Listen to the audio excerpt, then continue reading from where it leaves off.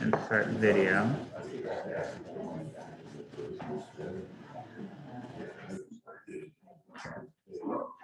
We have video.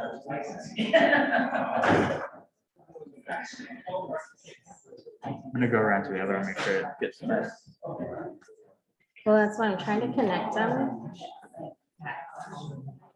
Okay, there we go. Okay, so they're connected.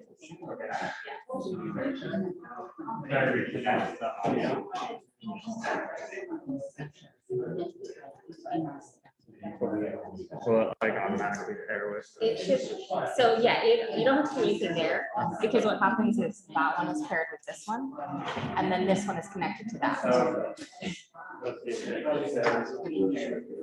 Check, check. Does it show me up close over here? Check, check. I think there's too much background noise, but. Oh, but yeah, it is working. I see. Excellent. Okay. Yeah, we just need to check and see if folks online here. Can folks joining in online hear us okay? This is Paul from Lincoln County. Yep, I can hear you.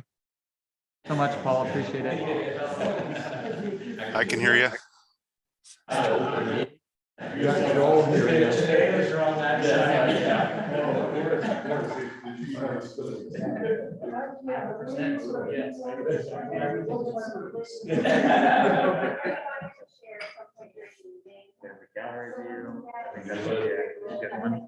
Yeah, like that. Now I can see who's got their hand up. Yeah. Who to call. So, thank you so much.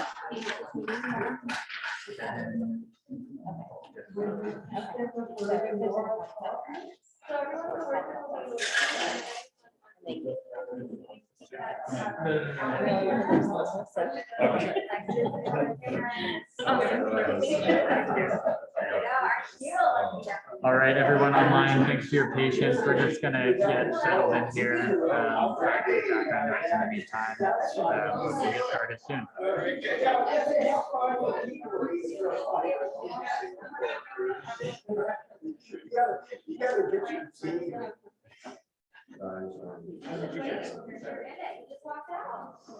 So about a 2-minute warning, folks. About a 2-minute warning.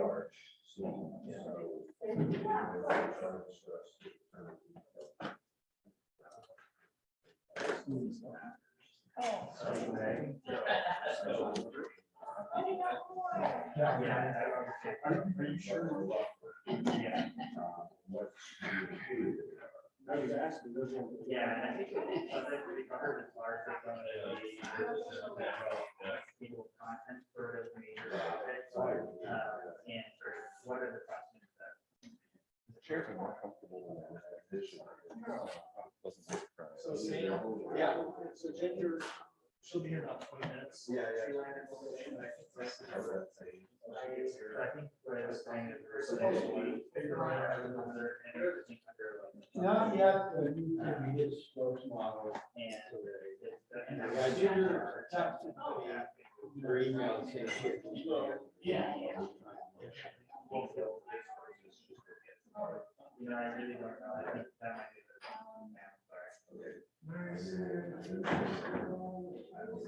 Yeah, I think you just need to grab your little.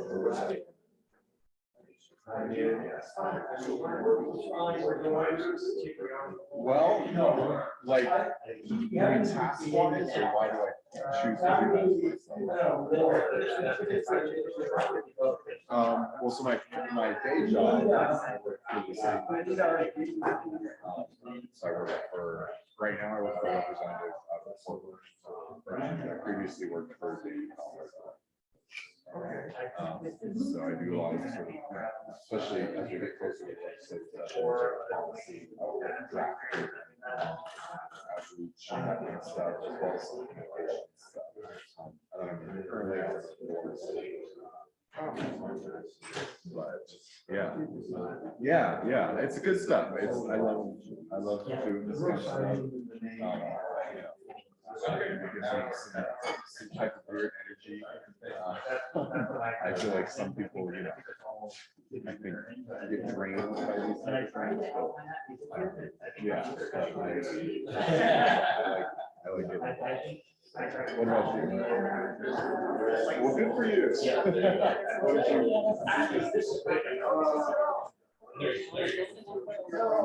30-second warning, folks. 30-second warning.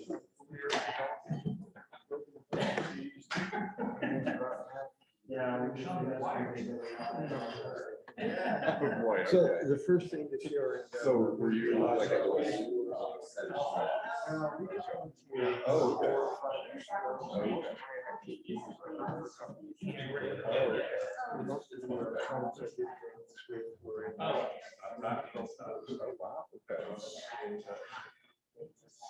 Wow.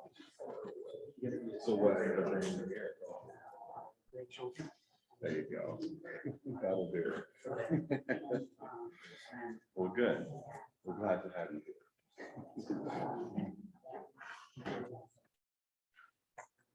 Good afternoon, everyone.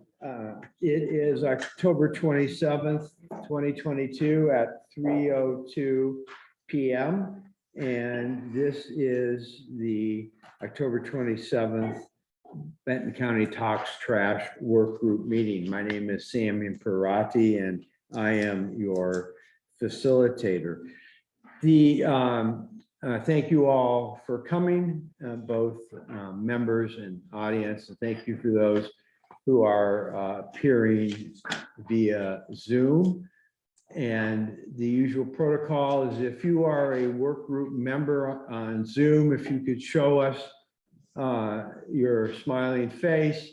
And for those of you who are not work group members, we ask that you close your camera until the public comment period time to go forward so I can see a little more readily who has their hand in the air for what reasons. So the review of the agenda, it's pretty straightforward. We are at a turning point here, taking our work from primarily happening in formal work group meetings like this to still having them, but having a series of subcommittee meetings that are meeting in the interim. Those subcommittee meetings, as you will see, are on the website with links to the materials they are considering. So we'll do the initial ministerial things like approving the agenda, what have you. Then we'll move right to the public comment period. And we have folks here in the room. We have folks perhaps on the Zoom screen that will get into the queue.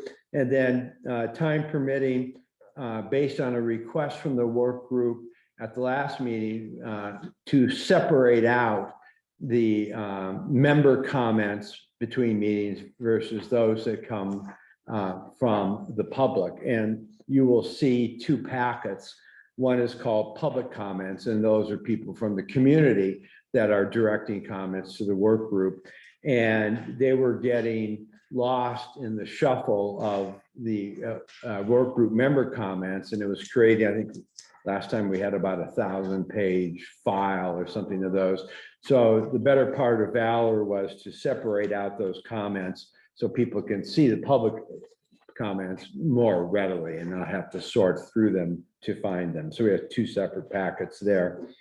We'll talk about, we had two tours, as you know, one of the neighborhood, one of the landfill facility. There was an opportunity for Q&A. The questions were gathered, put together in a chart, sent out, and staff has given some preliminary thoughts.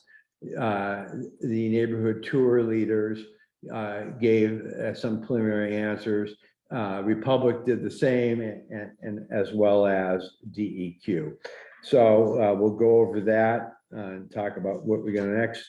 There's been talk throughout the last couple of meetings, in particular about what role, when, where, why, and how do the county's Vision 2040 play into the Sustainable Materials Management Plan. So we'll have a discussion about the Vision 2040, and then a discussion from staff about how they fit into the charge. The longest agenda item is going to be hearing from the counties. And those counties that have been invited are Deschutes, Lynn, Lincoln, Marion, Polk, and the Yamhill counties. And there'll be a facilitated discussion with them, with an opportunity for work group interaction with them to talk at a broad level about Charge C, which is the outline for the SMMP and the public education campaign or opportunity that was the last charge in the Board of Commissioners charter. We'll have dinner. My understanding is we're having a Caesar salad, steak Diane, and either your choice of baked Alaska or cherries, some kind of flaming cherry dish.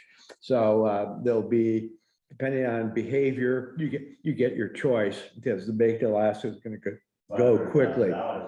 Yeah, there you have it. So, and then as this transition meeting is going, we'll report on the various subcommittees. We have landfill size capacity as one. Part of the common understanding is to get together a document that captures all in one place the CUP conditions from the past land use actions and their current status. And then I'll have a presentation on the legal issues that are floating around and the land use review process. And then we'll have a presentation on the work group report of the SMMP. Each of those subcommittees has had a chance to meet one time. I was at all 4 of those meetings, and they were really nothing short of excellent, both by way of cooperation and collaboration and designing a process to take the materials that staff generated when we first met together and parse them out and vet the information and get it to you in a vetted format for your consideration as to inclusion in the work group's final report. And then we'll have the usual closing dance number with evaluations, next meetings, and what have you. So that's the overview of the agenda and our work plan for today. You received draft meeting 3M3 meeting minutes. Were there any additions, subtractions, corrections to that document? Anyone on Zoom? Just because I only can see some of you, just unmute yourself, and if you're a work group member, and add any additions or subtractions, because I'm not seeing any in the room. Hearing and seeing none, I'll take that as approval of those minutes, and they will be moved forward. We also provided the meeting 3 evaluations. 3 of the members had an opportunity to respond to their comments, which we appreciate. They've been summarized in the usual format and posted on the web. I will ask a question now in anticipation of our ending item. This isn't a criticism of those folks that didn't have time to do it. I'm simply wondering, are these evaluations worth the time and effort to do? And perhaps we take a break in doing the meeting evaluations. So just, I'll ask you just to think about that. And at the end, Millie's going to remind me to say, do we even need them at this point, or maybe do them less frequently? Tuesday, Joel has his hand up. Hey, Joel. Yeah, I just hello everybody. I just never found a link for the evaluations this time, and I've heard from other people that said the same thing. It's at the bottom of the agenda of the meeting. So if you scroll down and go to the bottom, and I believe this is the same place last time. It's there. Maybe what we can do is tomorrow morning, send out a separate email with that link. And Millie, who, or Amelia, who works with me, unfortunately for her, even took us to the next level of grooviness by putting some Rorschach ink blot test that apparently you look at and it turns into a meeting evaluation. So that's there for you too. But hopefully that'll help. All right, the Board of Commissioners, and this would be the next document if you pull up, please, the updated work plan. And so the Board of Commissioners met on Tuesday. They initially took up the issue of a different timeline and process structure a week ago Tuesday, where a draft was presented. We received guidance from the board and comments from members of the work group on that. I took that information, updated it, and sent it to the board, and you all received a copy of that and noticed that they were going to be meeting on Tuesday morning to discuss it. And they, in fact, approved that a particular work plan, which you should have in front of you. And apparently we're just having trouble getting it on the screen. But in a nutshell, what it does is it changes the meeting times. So our next meeting was going to be November 3rd, but we are extending the period of time in between the formal work group meetings to create more time for the subcommittees to meet, confer, discuss, vet material, and present it in advance. So please note your calendars with these new dates: November 17th, December 15th, January 19th, and February 23rd. Again, November 17th, December 15th, January 19th, and February 23rd. The target is to get the final report to the group, excuse me, the commissioners by March 3rd. That could flex to the end of March, depending on the various mechanics and schedules, what have you. But that's the new approved work plan. Behind it, the other documents is the subcommittee task by charge element. And those, what I did there is the first column is give it a name and number that corresponds with where it fits in the draft final report of the work group. Summarized the charge associated with it, be it charge A, B, or C. We're standing up D and E after our November meeting. Indicated the subcommittee members and their email addresses. And then at that moment in time, when this was done, provided links to the website where the relevant documents live.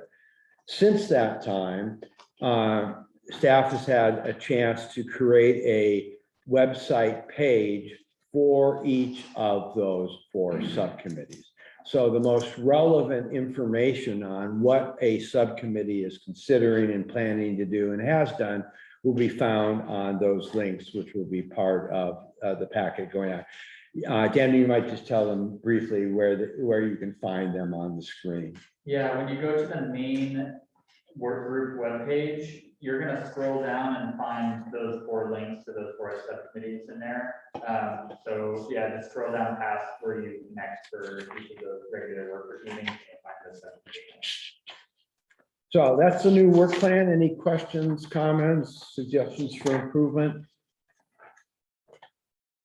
Seeing none in the room. Anyone on the on Zoom? Hearing and seeing none. Thank you for that. Let's now go to the public comment portion. And if you could show me the gallery view of the folks on the screen so I can see how many people to get in the queue. But let me first start off by looking to the audience who's physically present. How many members of the audience would like to give a presentation to the board of the public audience? So we have 1, 2, 3. I don't want to duplicate what others say. Yeah, okay, well, you're free to add perspective. So 1, 2 for sure. So now we look at the screen. We have Debbie Palmer, so that's 3 commentators. We have Kat Scheller, if I'm pronouncing it correctly, so that's 4 folks. And I think Linda Brewer might want to as well. And Linda Brewer, am I missing her screen? Oh, I see her. She sent me. Oh, there she is. I just saw it flash. So we have 5. So let's do the 3 minutes each presentation. And what I'm going to ask is that the first presenter come up and maybe sit in between here, so you're close to this owl, which is basically the microphone for the group. So why don't you come up, introduce yourself, and take it away. You have 3 minutes, sir. Thank you. My name is Doug Pollock. I'm a resident of the Soap Creek Valley. I've been in Corvallis for 36 years. And I've been a neighbor of the landfill for roughly 30 years. I sent an email on October 5th detailing my experiences, both as an engineer working at Hewlett Packard on inkjet cartridges and also waste reduction, product stewardship, and also serving on the Corvallis Eco School Network, which is a group of parents working on solid waste issues and recycling in our schools. I've also been an enthusiastic dumpster diver observer for many decades. And I just wanted to talk briefly about my testimony I delivered in my email. I recounted how HP used to dump their scrap inkjet cartridges from manufacturing in the landfill. That was their standard practice for roughly a decade.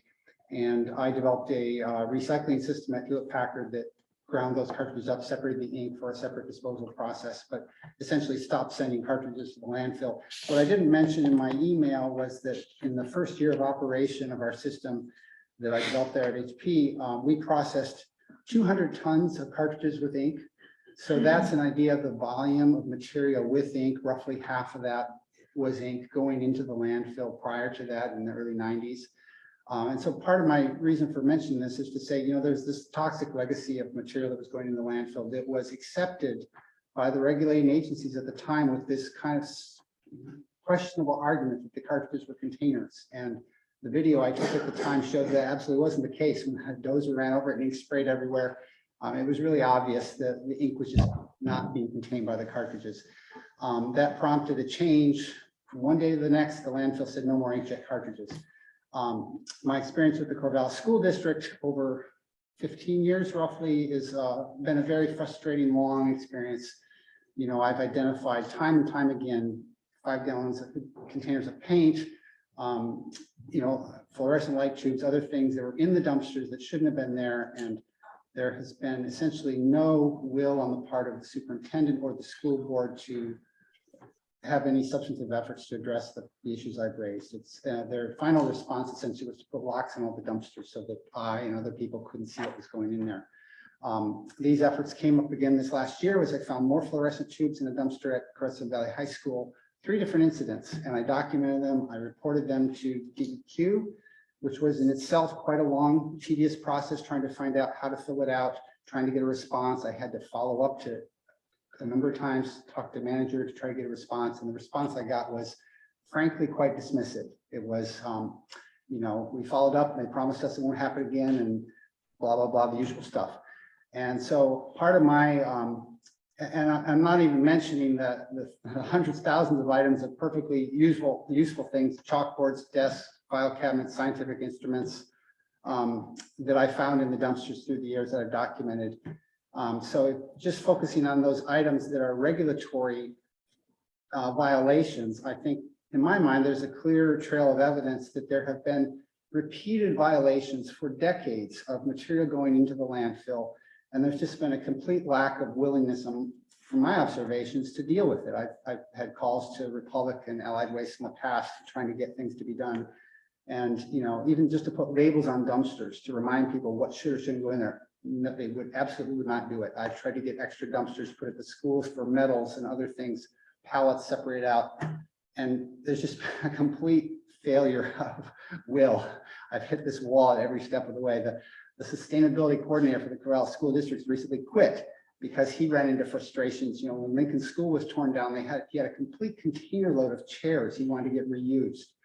And the person in charge of facilities in the district overruled him and had them crushed and sent to the landfill. He had someone who wanted to take them, and she overruled and had them crushed and sent to the landfill. So I guess part of my interest in being here is to say that there are enormous opportunities to reduce waste that's going into the landfill. There just hasn't been political will. And I also believe there's really strong evidence there have been violations that probably the operator and the public and the regulators have very little idea of a lot of the stuff going in the landfill, short of having some kind of regular audits, detailed audits to see what's actually going in there. I'd also like to say, I think this process, without criticizing any of you, they're part of it. It's a fraud. It's a very difficult process for the general public to get engaged in. You know, people work normal schedules. They can't attend meetings like this. I think a lot of neighbors out there, some of whom you hear from today, have put a great deal of effort into fighting the expansion of the landfill, and they kind of feel like, why are we having to go through this again? And I'm not getting into the details of the process, but I think these consensus type processes, I've observed them taking part in a number of them through the years, and the thought I'd like to leave you with is they tend to invariably serve the purposes of the people who are in the process insiders, the people who are elected officials, the bureaucrats, the regulators, and they often are used to give a false sense of legitimacy to these processes at the expense of the general public, who are just completely overwhelmed and can't keep up with the details. You know, people, there's just so much detail. Nobody can read all the information and absorb it, let alone come to meetings, testify. And so, you know, there's 4 people I think they're going to testify today, but there's hundreds of people who were speaking out against the expansion of the landfill, and those people are not represented in this process generally. I mean,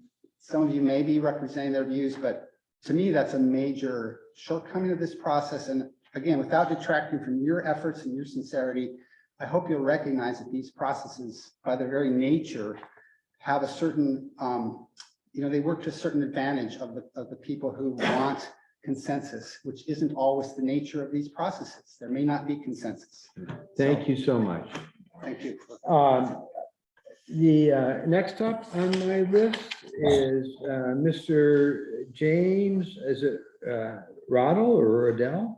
Rodell, and can I go later? Because again, I don't want to duplicate. Sure. No, it's fine, Mr. Rodell. All right, let's see the order here. So the queue, as you may be able to see this on your screens, is Debbie Palmer, Linda Brewer, Pat Schwartz, and Kat Newscheller, and Elizabeth Dale. So Debbie Palmer, you're up. Hi there. Before I started speaking, I just wanted to let you know there are a couple people in the chat that also want to comment. I'm not sure if they've been identified. So Thanks, please. I'll look at that. Okay. All right. Now I will begin. Hello, work group members. My name is Debbie Palmer, and I am a resident of Benton County. I want to speak to you today about the landfill and the climate crisis. The first point I want to make, though, is that your facilitator, Sam Imperati, has been misrepresenting the community's point of view regarding the landfill, and we need him to stop doing that. He keeps trying to paint us as wanting to close the landfill as soon as possible. This is not true. We just want it to stop expanding.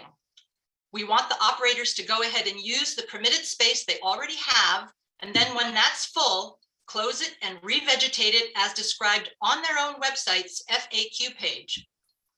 And then we want the county to take that time, 10, 15 years, to plan for post-closure waste management. This work group is undertaking the very beginnings of that with charge 3B, scoping the necessary tasks to start a long-term solid materials management plan. So that part's good. The second point I want to make is this, something you may not know. There are intentionally sited landfills and accidental ones. Intentionally sited landfills are in dry climates and remote from human habitation and water tables. Dry climate, because the wetter the landfill, the greater the methane and leachate production. Remote from human habitation and water tables is self-explanatory. Republic Services has an intentional landfill just across the Columbia River in Washington, the Roosevelt landfill. It gets less than 8.5 inches of rain a year. It is underlain by over 300 feet of solid clay with 1,500 feet separation from the bottom of the landfill to the closest regional aquifer. And it is in a county with a population of less than 300 people. Compare that to the Coffin Butte landfill in Benton County, which has a population of over 92,000 and averages 58 inches of rainfall per year.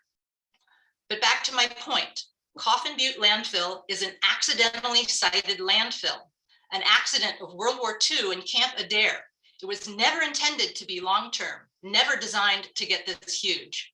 But unless we put a stop to it, this landfill will continue to expand ad infinitum because Republic Services profits handsomely from landfilling garbage, not from trying to keep it out of the landfill. So they don't ever want this gravy train to end.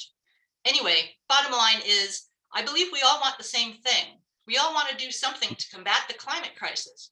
Did you know that landfills are just below the oil and gas industry as top greenhouse gas emitters? And we want a better plan for the future of solid waste management in Benton County. I believe that was the original intention of the Trash Talk work group, not to come up with a plan, but to engage in the process that would lead to that plan.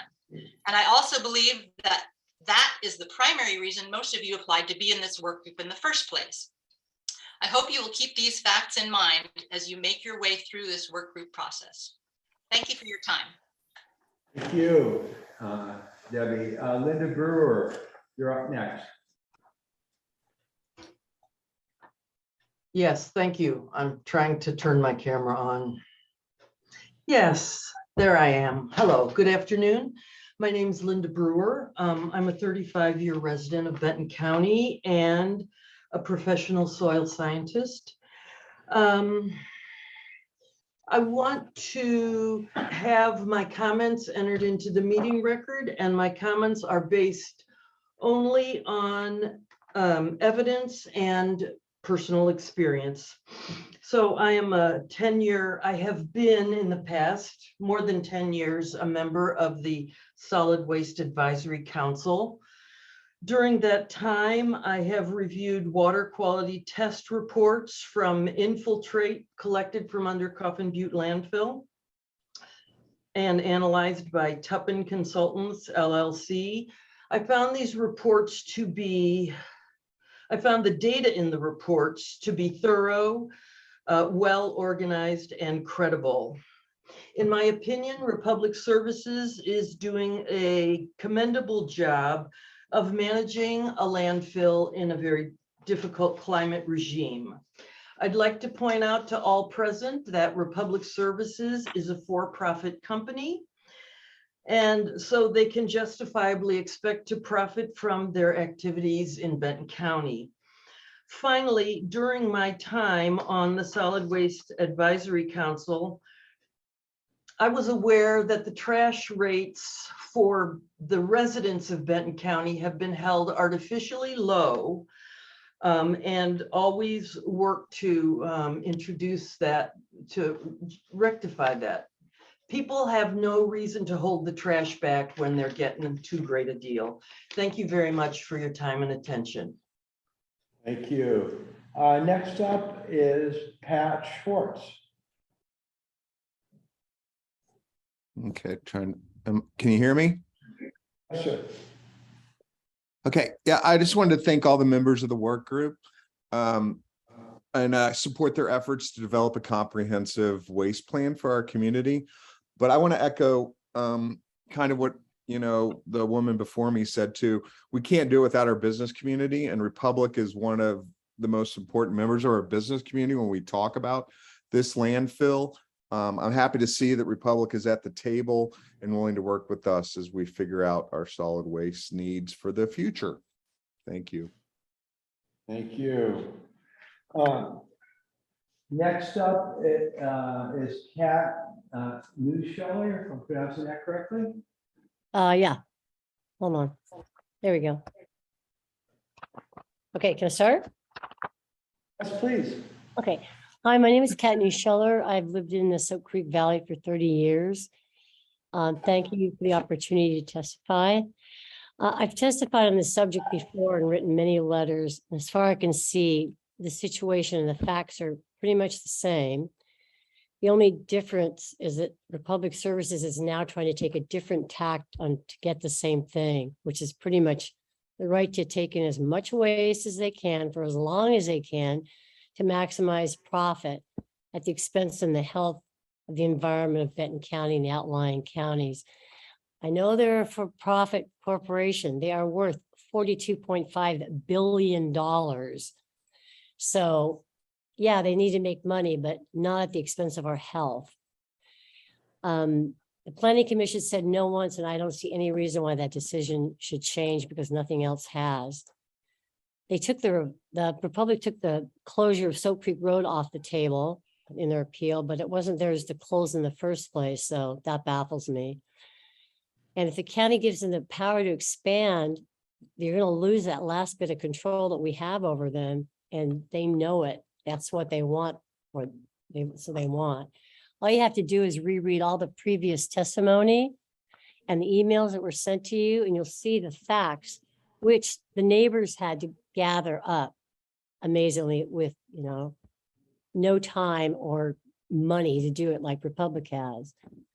So I just see the strategy of these big corporations is to wear people out, hope they give up. They have the money and the lawyers to go on forever. But we just have the facts that they can't dispute. They never could. And we had to work our butts off for free to research those things.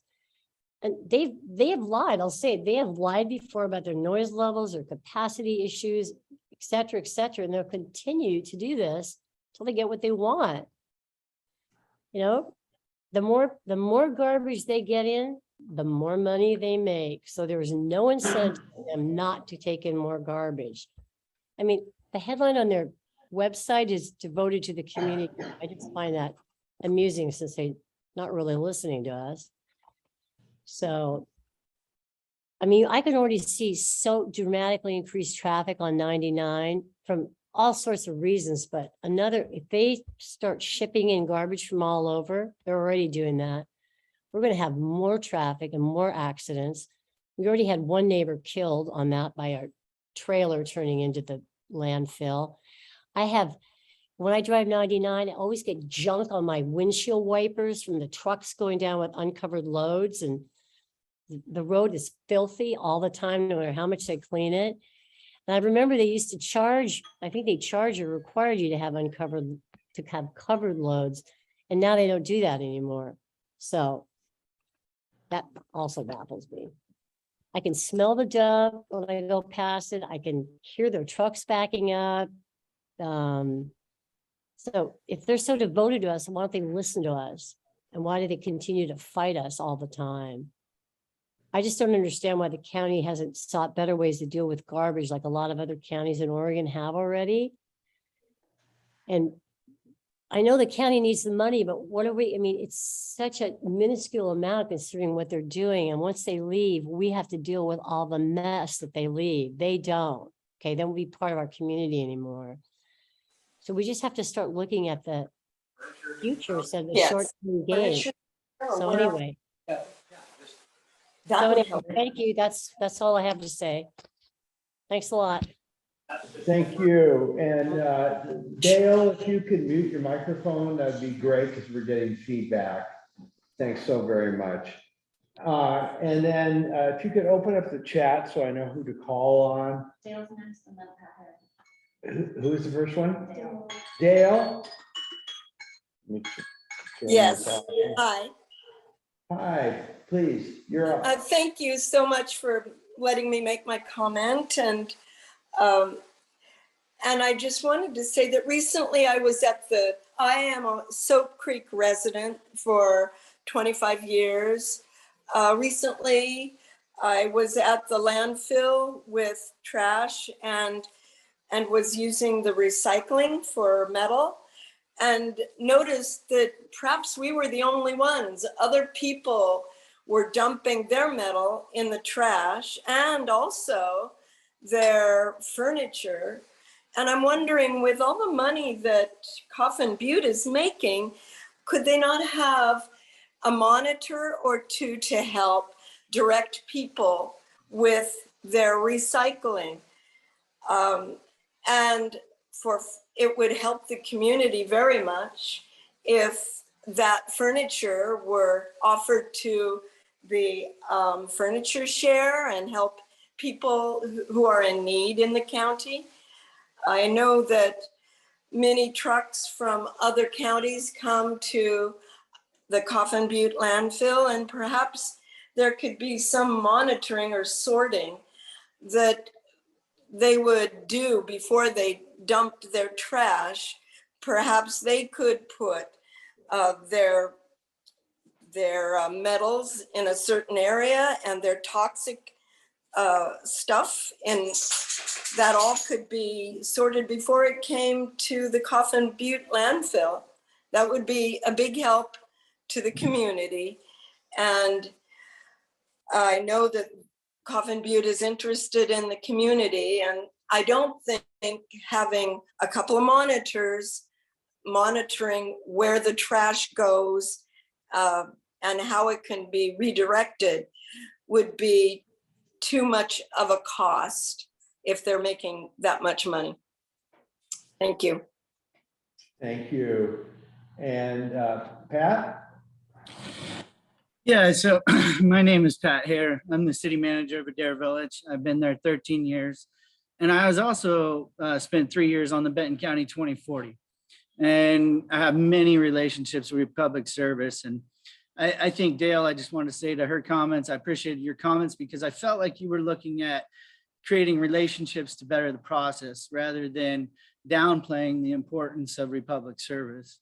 Republic Service has been an amazing partner to the city of Adair Village. My entire council supports Republic Service. We lease a large chunk of land and we're the closest city in proximity to Republic Service. We've created programs with them and the Benton County Sheriffs where we're picking up trash on Camp Adair, picking up garbage on 99, and they've been receptive to all of those. The other part that I think people are missing is they're one of our largest employers, not just one of our largest employers, but they also keep garbage out of our backyards. And what I want to say to that is, if we start raising rates, every time you see a rate increase to garbage disposal, you start seeing more garbage in our forests and our green space. And usually that garbage ends up near the landfill where they went to dump it in the first place. And there's a lot of studies that show that.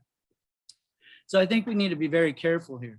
The other thing is this is a land use decision that Republic has decided to give the public this opportunity to speak out. They did not have to. I'm sorry, as a city manager, I would have appealed to the commissioners right away. This property is zoned landfill. It's just a conditional use to look at. And again, they are partnering. We're questioning Republic Service when they're not just a regional leader, but a national leader in recycling, composting, and waste management. When I want to get legal advice, I talk to my lawyer. If I want to get waste management advice, I call Julie Jackson. So I think we're missing some pieces here that aren't being said. And the other thing is I've sat in public meetings and on the 2040 and on other committees my whole life. And what I've seen is the motivated are the ones that are here talking to you. And so when we say we're not representing our community, we're not talking to our community, no, the 70 people is controlling our decisions rather than the other 90-some thousand people in the county that are not at this meeting that support Republic Service. A lot of jobs, a lot of impacts are because of Republic Service. And before Republic Service, when we had Allied, when we had Valley Landfill, our waste management was nowhere near, it was a backup and dump into the dirt. And now we've got cells, we've got leachate disposal. I worked with Republic Service for 3 years on their leachate, and they have to maintain that for 50 years after the landfill closes. Again, they know these things. And the leachate is now in cells. They dispose of it. They were working with us on treating it. So they take this stuff very seriously. I've also sat on committees with Republic Service where they're looking at innovative and creative ways to dispose of waste. So I just want to say from a Dare Village's standpoint and from my personal experiences in all of this, I support Republic Service, and I hope that we don't get in the way of ourselves here, because if we start having to ship garbage to Washington, we're going to start seeing garbage in our backyards. I'll tell you that. So thank you very much for your time, and I appreciate you guys spending your time on this committee. Thank you. Sir, would you like to comment now? I think we're done with the comments so far. So if you'd like your shot, just please come up and sit and introduce yourself. Okay. Okay. I'm James Brodell. I've lived in the area for 16 years, but not near the landfill. I don't know enough about the details. All year I've been working on trying to do what I can to help save our democracy. But I do hear things about the landfill that sounds like certain agreements have been broken. I don't know that. It's just what I've heard and read. If that's the case, even if it's not the case, I would like to know if the county commissioners would be willing to engage some kind of auditor who could be respected by all parties to go through and hear from people who have said there have been certain conditions in the agreements that were broken, could go through and analyze all that, come up with what's true and what's not. Also, I would love to see an audit of the enabling documents that were created and by whom they were created and by whom they were signed, to find out if there are any tangible penalties for breaking agreements. If not, what's the point of having an agreement? I mean, it's like certain people that don't appreciate the rule of law. So I guess this is probably not the venue to be bringing this out. I probably should have saved this for the next meeting of the Board of Commissioners. I apologize to you if I'm wasting your time, but please consider this, and maybe there could be a transparency group of volunteers and officials to look at the kinds of improvements you're talking about here that you guys are probably going to enable some good ideas. That would be great. But it would be good to have a transparency that reaches out to the public. Let them know through some means or other about what's really happening with that landfill. And I appreciate what the man said from the Dare Village. If Republic is truly taking care of the leachates and all of those other issues, God bless them. Let's let the folks know that too. Let's just get truth out, transparency. I guess I've taken enough of your time. Thanks. Thank you, sir. All right. That concludes the public comment period, the oral public comment period. In your packets, there is a separate packet for the public, meaning not folks who are not members of the particular our work group, and then member comments, which were the highlights of the emails that work group members sent to me or staff or the Benton County Talks Trash website there. What I am encouraging the subcommittees to do with those sets of comments is if there are comments in them, in those written documents that that you think are relevant to your charge in one of the subcommittees, to take that up and put it on the agenda and consider it during the subcommittee meetings. But I will open it up to see if there's any work group member comments or suggestions for improving the processing of the comments that come from the public and your colleagues. And so if you, pardon me? Just a quick correction, we didn't end up printing any of the member or public comment documents just because they were each going to be like 70 pages long, and that was a lot of trees to kill. So they are on the website, you can look at them online, they're just not printed in front of you. And so on the agenda, there's a link to them. I should have made that clear. So there's a link to those files, and it was the sustainability consideration to get those forward. Yeah, Ed. One thing, going through comments, I can see some disconnects. And I was thinking of having been to a common understanding of the history of Coffin View and where things are. And I believe that was on the work list early on, but I don't have a document to grab and refer to say this happened then. So the short answer to that question is several members of the work group have submitted drafts of those documents. Staff initially started to create, and they have a draft of that document. The work group writing the executive summary for our final report and this history piece, we're going to kick off after our November 17th meeting. And in fact, there will be a history of Coffin Butte based on the subcommittee vetting and your vetting. That will be part of the final report, which can be part of the public education campaign that goes forward to anyone that's interested in that. What has not been worked out is the tenor and scope of that document and what should be included and what not should be included. But Dan, do you remember where those history pieces are living now? Is it in the member contribution section of the website? So the folks outside of the staff contribution who have submitted any documents relating to history, those are in the member contribution section of the main work group webpage. Staff contributions are also loaded on there, but they're unfortunately buried, I think, in meeting 1 or meeting 2. So I'll pull those out and make them more accessible to folks. Could we see what the staff has gotten to so far? The reason I'm saying this is because some of the questions, there seem to be disconnects because we're not using the same terminology. We don't have a common understanding of what happens when. So if you get something that can just start moving us on with that. Sure, yeah. Just point to where it might be.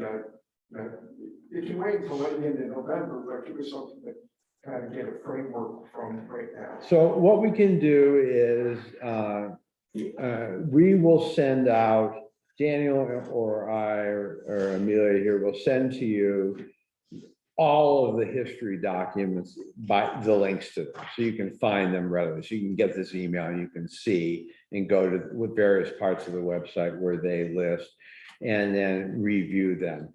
There's been many different approaches. So in a nutshell, some of the comments are a summary of the newspaper articles that have mentioned the Coffin Butte landfill over the past X number of years.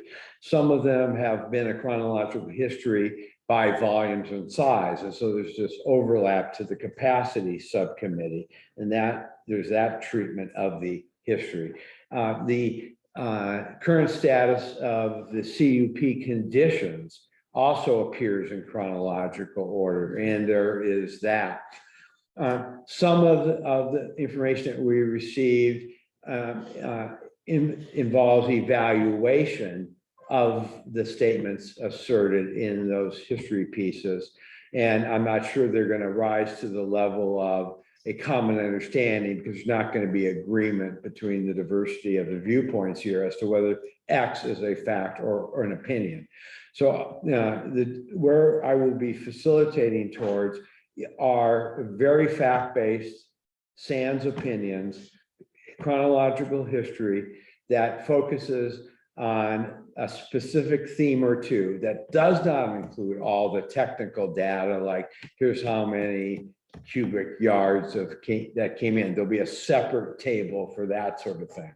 And then that may be combined with the history of the CUP conditions.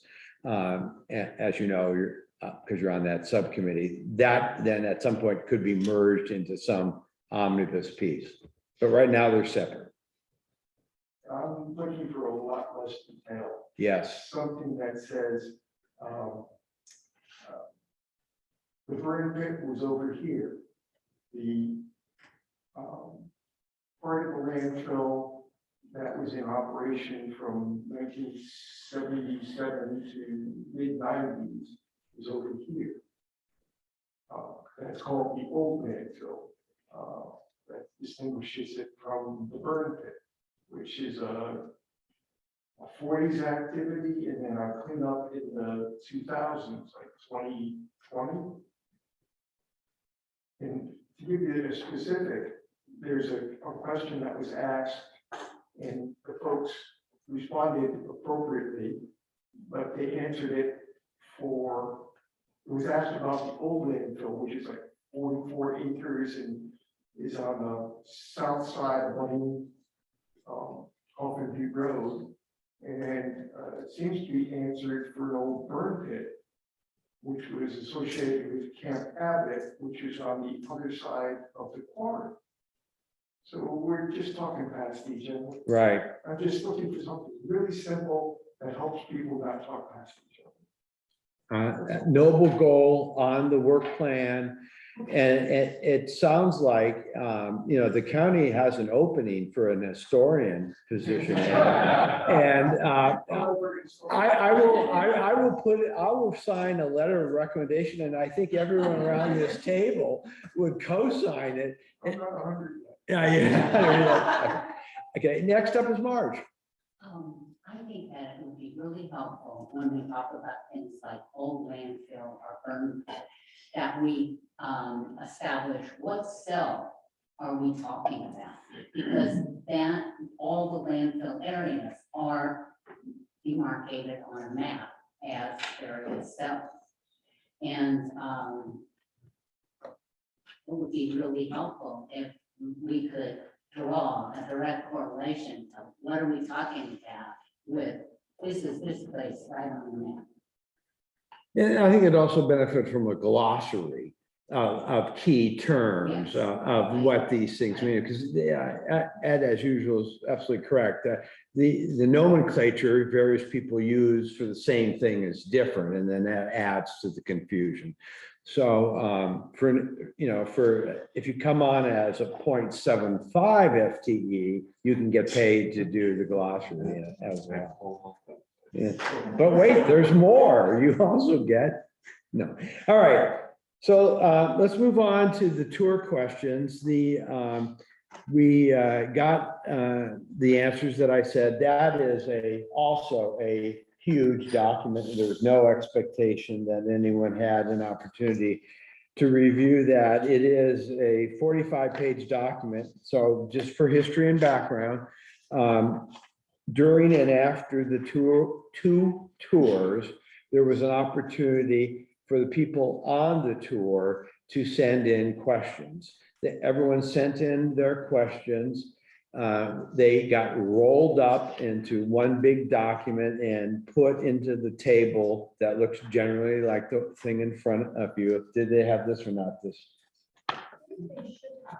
Okay, you have that. I'm seeing the head. No, anything over like 10 pages. Okay, so the link is there on the website. And could you show just the front page of that, Inga, please? It's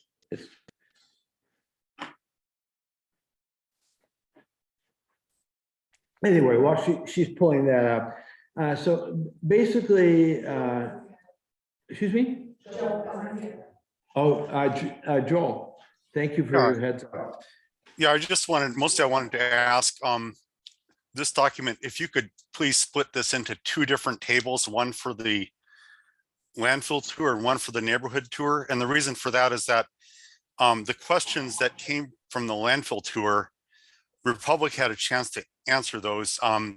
There was never really a request for the neighborhood tour leaders to answer those. So it's somewhat misleading to have a whole empty column under neighborhood tour leaders on that. And also, I think if you take that column out of the landfill tour, you would actually have an easier to read document. It would just, reduce one column and you could have shorter pages. So that's a request. And then as far as, and actually at this point, if we did want the neighborhood tour leaders to respond, there's only really one neighborhood tour leader who's still involved. The other one got axed this last week. And that would be me, and I don't have time to actually respond to all those. So yeah, if you could please split those into 2 different sections so that it represents what's actually been done, I appreciate that. Are the, just to help refresh my memory here, I don't know if this is you, Amelia, or you, Daniel, but these questions are the first X number of them from the Republic tour and the ones second half from the other two, from the neighborhood tour? The first 23, I believe, are from the landfill tour, and 24 and on are from the neighborhood tour, I believe. Okay, so, we can, at least on this core document, look at making it clear which questions go to whom. There are comments by Republic and the neighborhood tour leaders that do provide information on a cross tour basis, not a lot of them, but there is some. But ultimately, one purpose of this document may well be, depending on what the work group wants, is to create a FAQ, frequently asked questions document that is put together. And it may well be that the best order for an FAQ is by topic, regardless if the question came up at landfill tour or the neighborhood tour. And because usually frequently asked questions are, bundled together that way. So it's a consideration that we can look at going forward. It is not my intent to tee up a task for you all now to edit and get consensus on these frequently, or these tour questions. The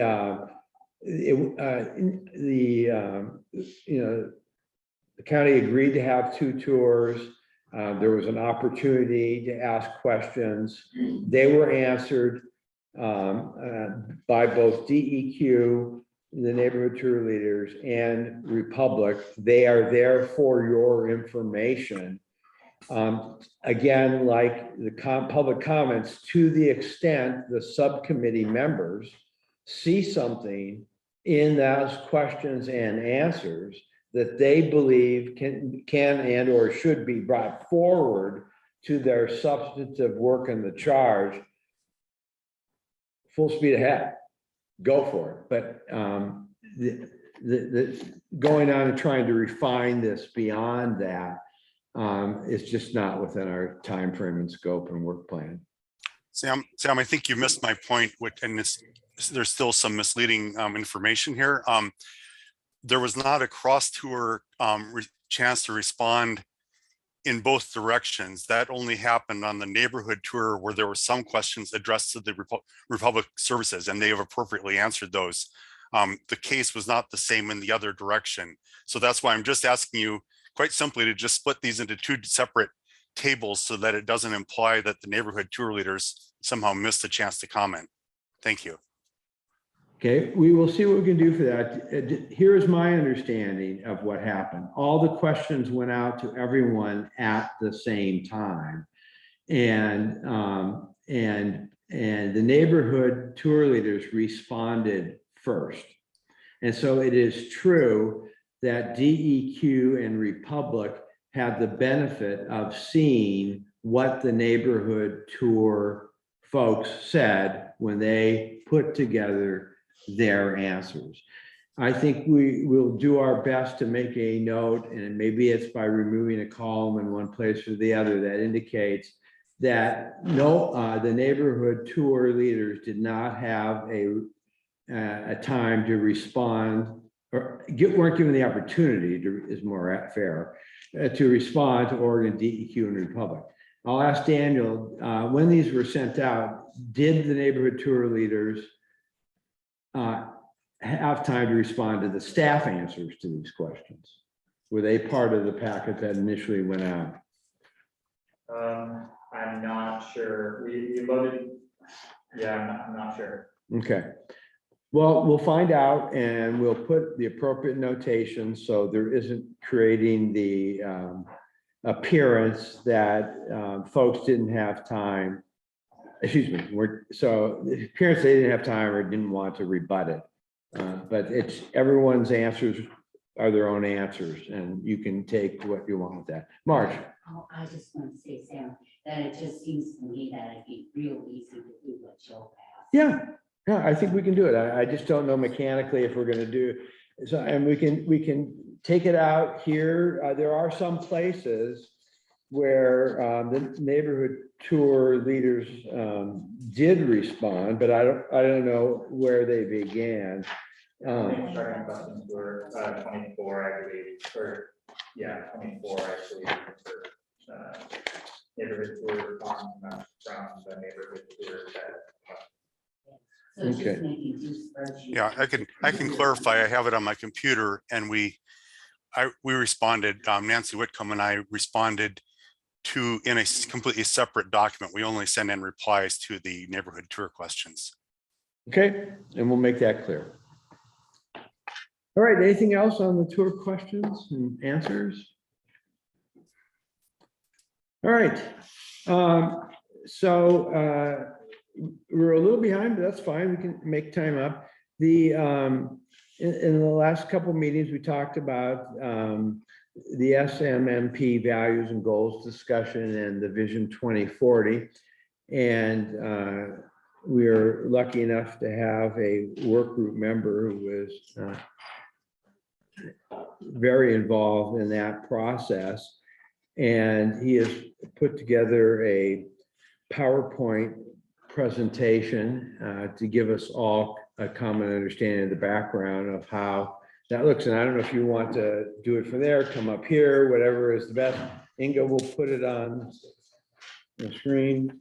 And if you could gesticulate wildly during the presentation, that I find is very helpful to people. You guys going? I'm Sean. I'm the guy that sits over here. I'm a sustainability coordinator, and we'll get into it. Greg and I facilitated at the time. I was in community development. Greg was my supervisor, and so we facilitated the 2040 Thriving Communities Initiative. So what I will do is kind of walk you through. I know the whole thing is. And so I thought kind of walk you through what the core values you've been hearing about, these community core values, but they're in an esoteric way. So I want to make sure you all know exactly where it came from and what it is. So sustainability. Benton County has a very long and rich history of adopting sustainability. Greg was here before I was. Starting back in the late 90s, we had a sustainability policy identified and created in 2002. There were two sustainability coordinators before I arrived in 2015, who were part-time. One is still with us. Adam Sevens is now Natural Areas and Parks. This is what we think of in terms of sustainability. It is that typical union of equity, environment, and economy. Plus, here we add livability. Again, every sustainability coordinator has somewhere tattooed on their body that Venn diagram we've always seen. But as any topic matures, it kind of, livability is creeped up. As you see in Seattle, San Francisco, increased housing prices has made it really tough in these wonderful communities because Corvallis has no idea what high cost of living is like. So we include that in there and then we do. So what we did, we have to go back to, I started in 2015, and one of my big charges was to go out to the community. What does sustainability mean, and what are some of the challenges that this county will be having? So at the time, PSU, Portland State University, has estimated that we'll have 20,000 more people here in Benton County by 2040. The Pacific Northwest is mapped out to be a model to be the only major region to have immigrants coming in because of climate change. Everyone else is moving out. We're already seeing that. And so what are we going to do with increased population, infrastructure, demographic changes, land use changes? We also have the environmental effects of carrying capacity. Our sizes are going to change. What are we going to do with these increased people? And then also, this is on the hub of a few county-wide initiatives that weren't perceived as having enough public engagement. And so that was another issue that we really wanted to make sure that we created and involved in our community. So what we did, and the charge was, how do we capture the core values of our community? And so the commissioners said very clear, they didn't want to be a part of it. The commissioners identified 20 local leaders. You see Paul from Strengthening Communities, the back of Vince Adams and Peggy Lynch's head. These are, you know, all 20 of them, or at least some of them. So they were the ones that really guided it. I facilitated, we staffed it. We had a handful of public county staff that supported the endeavor, but they met every month. That started in May of 2016. By the August, September, we started to go out to the community. And so this was a really impactful, how do we get these core values and what do they mean? And so it's very important. This was not a plan. This was not your traditional checkbox kind of thing. This was something on principle, something on how to change the process. And it was incredibly one of the best experiences of my life to be part of that.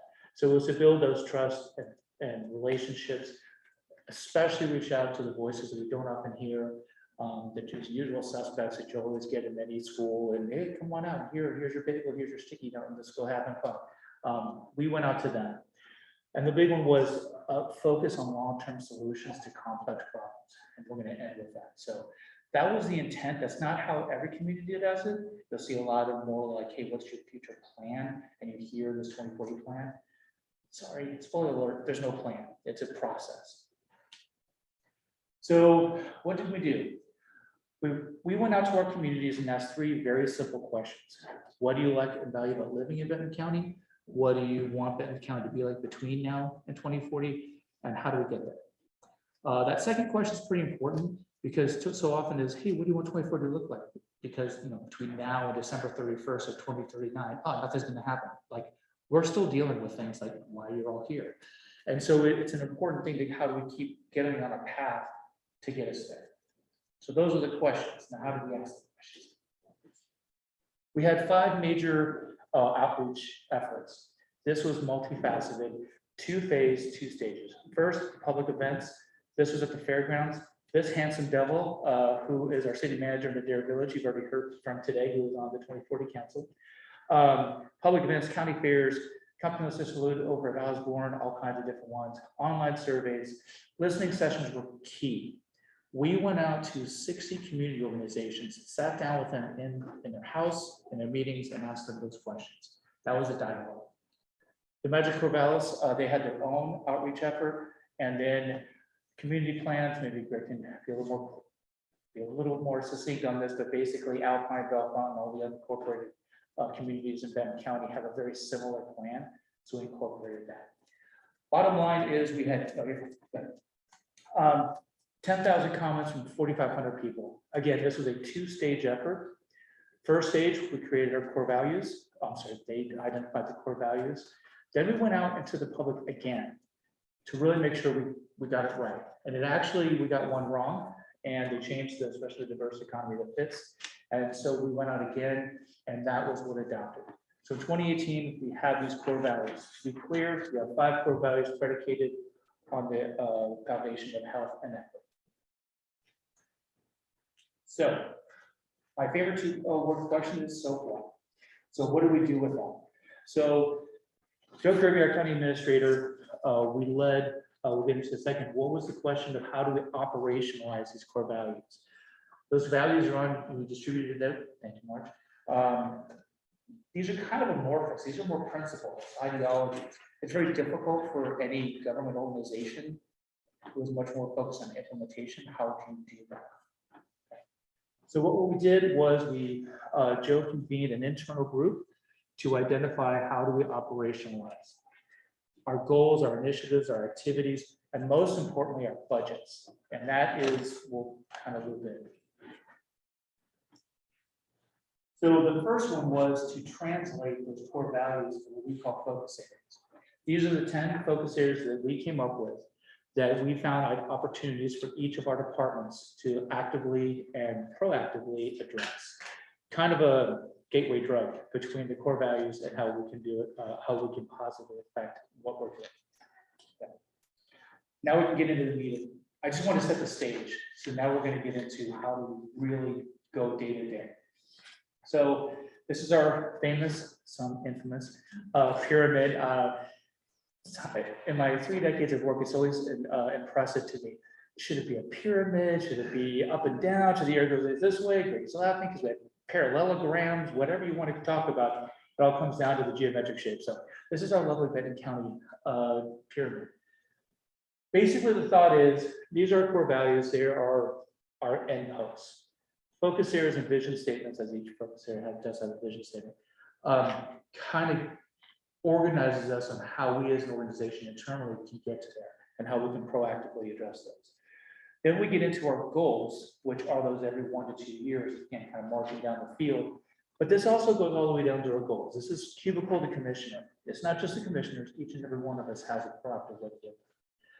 So what I want to kind of focus on is internally, some of the ways that this is operationalized inside. So one is a BOC checklist. As we all know, Darren left, he gave out, Greg and Inga, we all know, what we have is a checklist, Commissioner Wise is left. Anytime we present, we have to fill out this thing. What are the salient issues? What are the third rails? What are the budgetary impacts? All those things you would probably imagine we would have to do. However, also included in there are all the focus areas and core values. And so we have to explain how do they affect that? Like, why does this matter? So maybe it goes with the wildfire plan. This is going to affect community resiliency for you, but I'm sure you have to do that when you present. This is how it affects the core value. This is how it affects the focus area. And it's a two-way street. One, it's getting staff understanding. It's not your shoelaces, it's where you walk into. And it helps our staff to understand why we're doing this. I also will get into this. It's just to give commissioners and Joe an idea of how we're kind of marching down that field. And we'll get into some of the limitations. So that's a checklist. The next. Another way is our budgets. I, as a policy analyst, let's be honest, budgets are a moral document. If it's not part of your budget, I'll meet you at block 15 because it's not really worth our time. So what we did was part of the ISC, Joe, the last biennium, directs our leadership. Each and every one of them has to identify 3 to 5 goals, department goals that address that as part of the budget. Joe sent that out last week. Darren and Greg had to do it before. Every director has to do this. And so that's how it gets really kind of embedded into our organization, how these long-term goals are applied. So, and that progress is tracked by the massive staff of one. Okay, so what I want to kind of do is get into, as we start talking about a management plan, to know what it is and what it may not be, and then we'll get into questions. You know, I want to be clear when we submit our core value or checklists and these things. I've never seen this, and I doubt it. It's not like the commissioners up there. Okay, you scored a 2 on economy, but only a 7 on this, so it's 9. You didn't hit 18. You don't have a management plan. It's not like some criteria based, or if you don't do so much, you don't have a state county fair. It's more of groups like this or planning. I had a great conversation with Darren and Greg. How do we plan for the future? And I encourage this group, very similar, in our subcommittee. Danny, you said Metro is a great example of a sustainable management plan. Went there, that's exactly, it's almost verbatim with these core values. On the front page, they're talking equity, economic development opportunities. Cradle to grave, I would challenge you to go cradle to cradle. Those kinds of long-term fits perfectly into what this visioning aspect is. And so that's why when we start talking about what our communities value, how do we get to 2040, how do we make sure that these processes are going in the right direction? That gives you the background of what we're talking about. So before we dive into the plan, that was only what, 8 years in 6 minutes? You're so welcome. Questions before we go any further? I doubt most of you have much experience with this. So either did a great job or crap. Yes. Well, I guess I would wonder, what is the process? Like, I just was noticing that in county projects, like in looking through the Board of Commissioners packets, that with county projects, there is always a list of core values. And then there's some kind of measurement. And so if you say, okay, that serves as a lens, do we define that a little bit? There's a few ways that we're doing that I track on. So what I can do is break down a pot of dip. I can track from my team all the initiatives and actions, and every time we present on supportive communities, like how is Benton County and all of our stuff doing, all of our activities doing to address supportive people and communities, or how we're doing it with the economy, or how we're doing with food and agriculture. It starts to be a lens on how we are as a collective organization moving forward. That is one aspect. Again, it's not necessarily we haven't achieved something. We don't really have a goal necessarily to one, but it is giving us a lens and insight on how we are all collectively moving and collaboratively moving in a common direction. So with respect to this process, can you talk a little bit about how the core values fit into this process? I think this is a great process.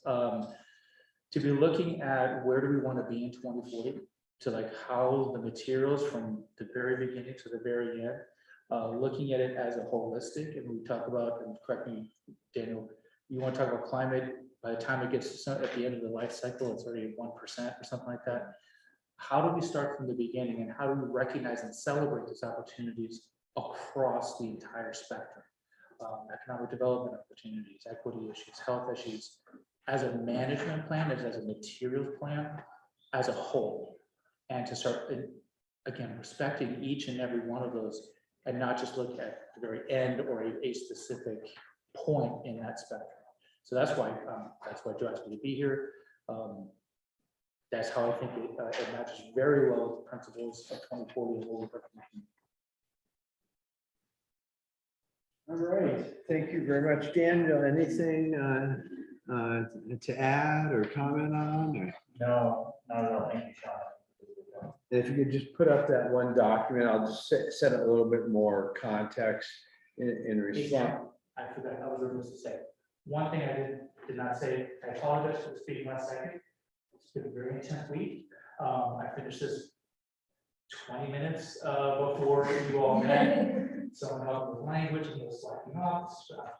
I do apologize with all of those. The only reason it's not in your package, so I apologize for that. Yeah, we're working on adding it to the webpage. So everyone has access to it. Just in time product delivery. Right? Okay. So I just want to show you this one document that's in your packet. It's called SMMP values and goals, and hopefully that'll open up. It's not opening up. No, it's not. I'm sharing. So in a nutshell, we're scoping the SMMP, as we all know. You'll hear a subcommittee report after dinner about where they are in that process and what their next steps are. Usually, in looking at the jurisdictions that have done SMMPs recently, Daniel found that usually in the first 1, 2, or 3 chapters, they have a chapter on their vision or their values or their goals.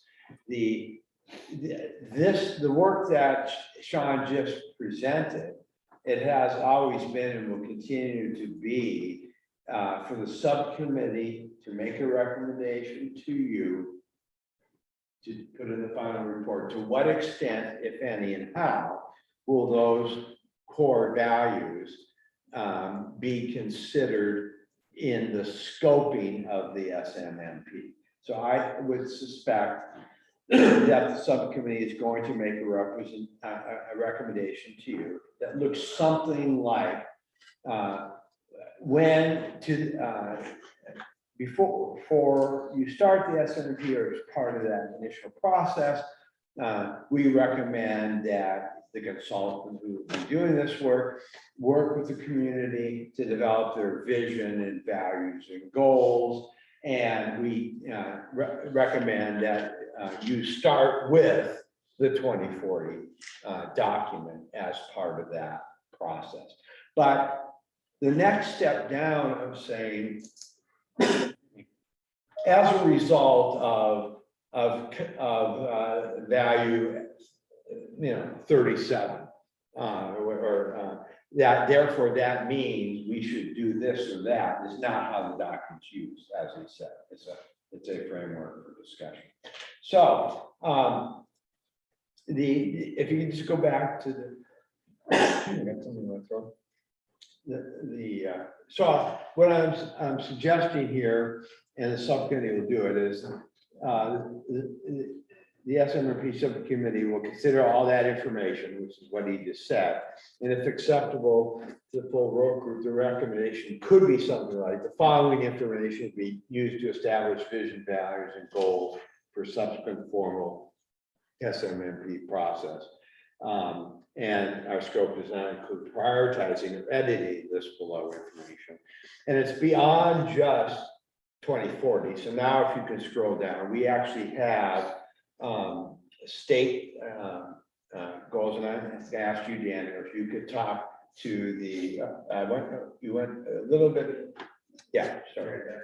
Yeah, I don't have a ton of detail just to keep this simple, but essentially there are state and county goals that address certain elements of waste generation as well as climate elements and greenhouse gas emissions goals. So these are sort of the sources of those goals that you can learn more about, but taking these state and county goals that already exist on the periphery of this topic would be an important element here.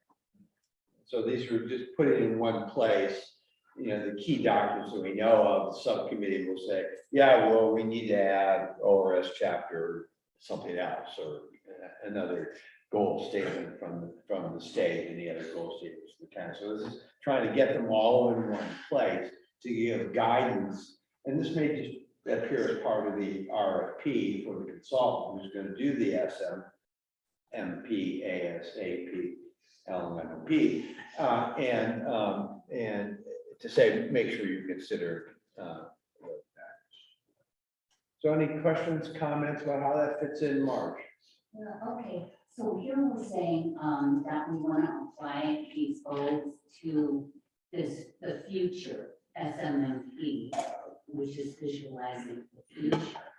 And I guess my question is, and I'm not trying to be difficult, but my question is how shouldn't we also apply those core values to the question of expanding a landfill in our county?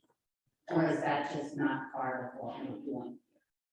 So the potential place that fits in our current charge is charge B, which is a discussion of the processes and procedures surrounding a future CUP application.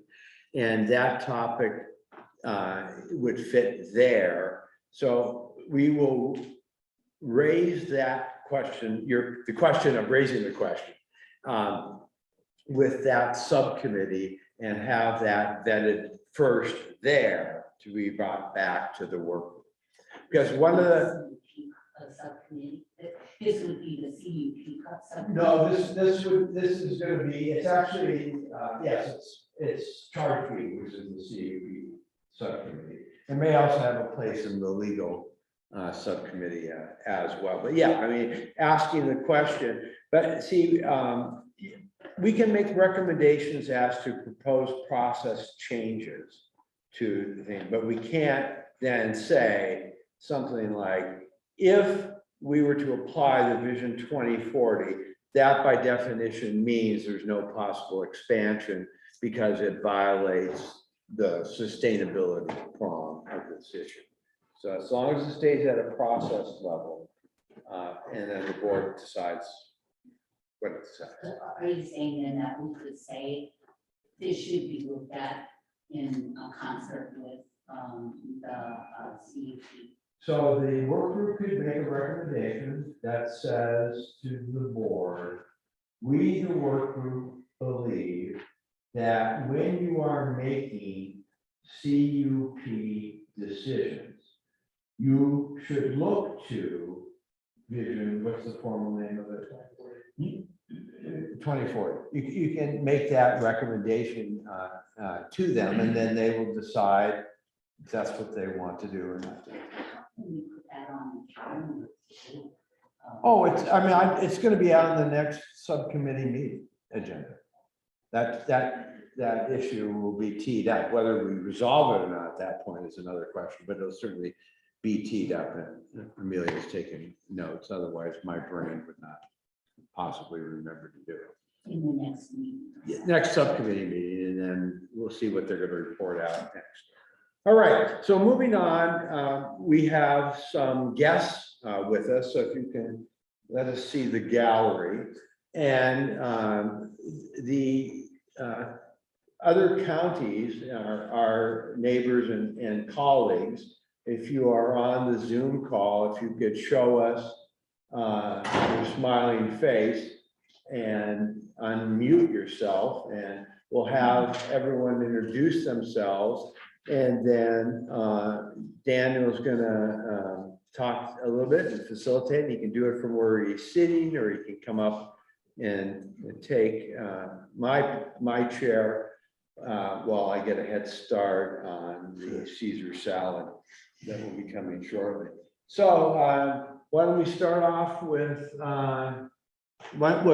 Daniel, why don't you just facilitate this portion of the meeting? Yeah, thank you. So I'll do it from here, so I have easy access to my computer. So in between meetings, I've reached out to several different counties to join us and be able to speak to some of the topics that we're covering in the work group charge, namely charge C, covering the sustainable materials management plan, and charge E, public education, the work group around these topics. And I've sent folks that you're seeing on the screen now some of the materials, namely the table of contents that we started compiling, comparing jurisdictions kind of topics that they've covered in their plans. And one of the main things that I was hoping to hear from our neighboring counties is their thoughts on some of these topics. And then also some of the experiences that they've had with the planning process around solid waste management or sustainable materials management, as well as really any other kind of more specific thoughts or guidance around the Benton County's planning process for these. So I guess we can all introduce ourselves first. Paul, if you want to introduce yourself, you're first on our screen. Hello, Paul Seitz from Lincoln County. Heading west of you here down at the coast, and it's been a bright sunny day, so I decided not to drive in. Thank you for inviting me. I really appreciate that.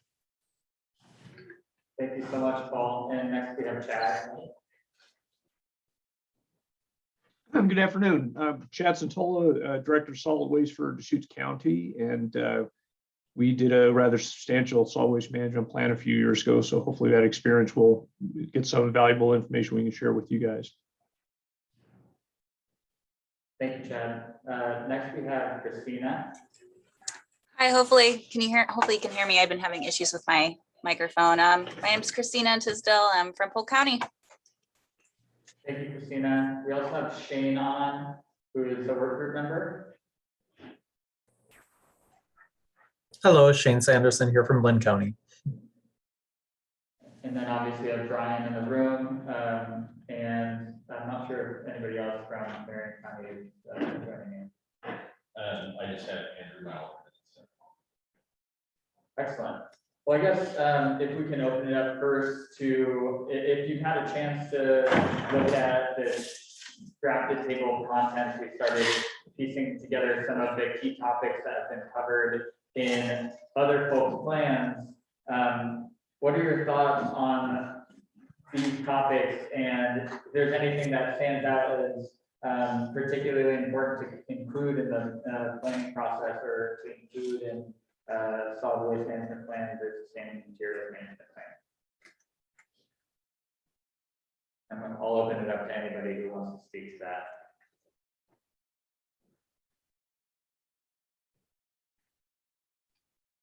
So I'm a little bit of a disadvantage. I'm looking through emails that I got from you, Daniel, and I see this Benton County Talks Trash work group charter and bylaws. I'm trying to find an attachment that has a table of contents in it, and I'm not seeing that. Okay, I'm so sorry about that. I'll re-forward it.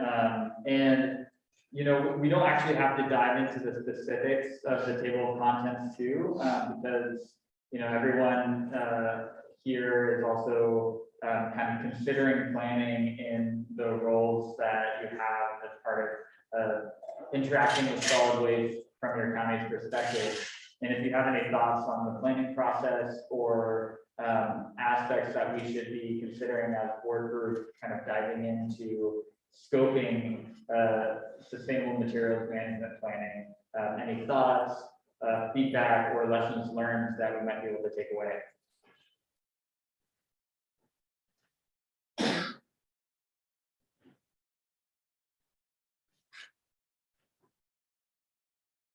So this is Sam Imprati, the facilitator, and I was going to ask our friend from Deschutes County who has done this process recently, you know, looking back with the clarity of 2020 hindsight and just looking at the process of developing it, not the content of the actual document.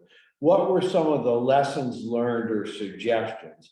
Because our scope right now, our charge right now is just to scope this. I mean, you know, should we do this internally or externally?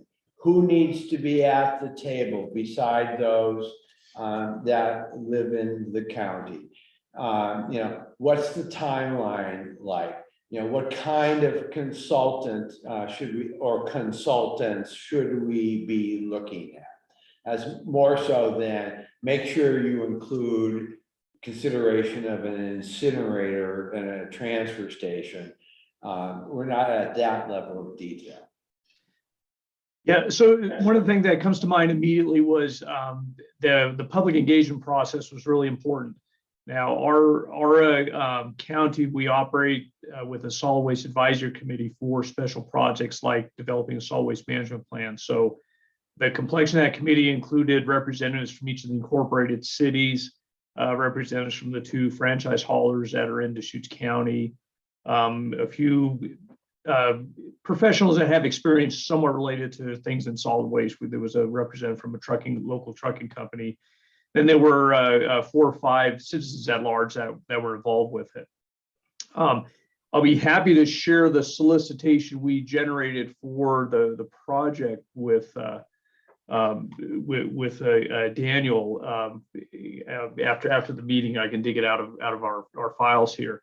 But the public engagement process is really important. That the SWAC meetings were public meetings. They weren't so well attended initially, but as this gained momentum, there were a few more people involved. And towards the end, we had an open house that was very well attended by interested members of the community. So that was a critical part of it. As far as who does the work, there are a number of firms that have a lot of good experience doing solid waste management planning. It was a very competitive process for hiring the firm that we ended up working with on it. And I think the key thing for us was having a pretty well-defined scope of work with them once we embarked on negotiations with them. Overall, it was a good experience. Took a long time. The process, as I recall, ran more than a year with monthly meetings with the advisory committee, and it was very well received by the county commissioners. Everyone seems to blame everything on COVID these days. We had our feet in the starting blocks to start rolling out on some of the recommendations when the pandemic hit, and we had to put a lot of things on hold for that. But we're kind of picking up where we left off in the past 6 or 8 months or so to get back on track with program implementations. How about from the other counties? Any insights on the processes and procedures to go into such Herculean endeavor? This is Paul from Lincoln County. I don't have perspective from Lincoln County, but in the 90s, I was an employee in the solid waste district, Washington County Solid Waste District. And we have 2 landfills, one which closed, and we had an active SWAC process, Solid Waste Advisory Committee process as well. Same exact comments as Chad. That interaction is just priceless, getting involved with the community.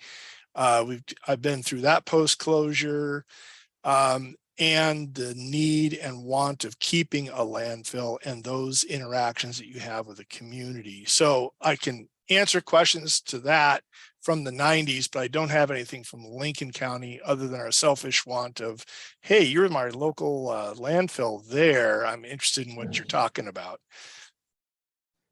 Great. Who's our other? Yeah, we have Christina, we have Brian, and we have Shane. Okay. So let's take our guest on Zoom and then go over to Brian and then go to Shane.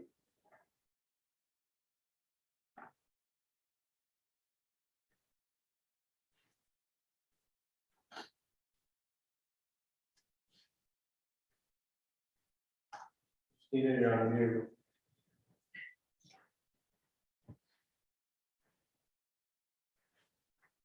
She mentioned she was having trouble with her system earlier, so why don't we give her a second to do that, and let's go to our resident.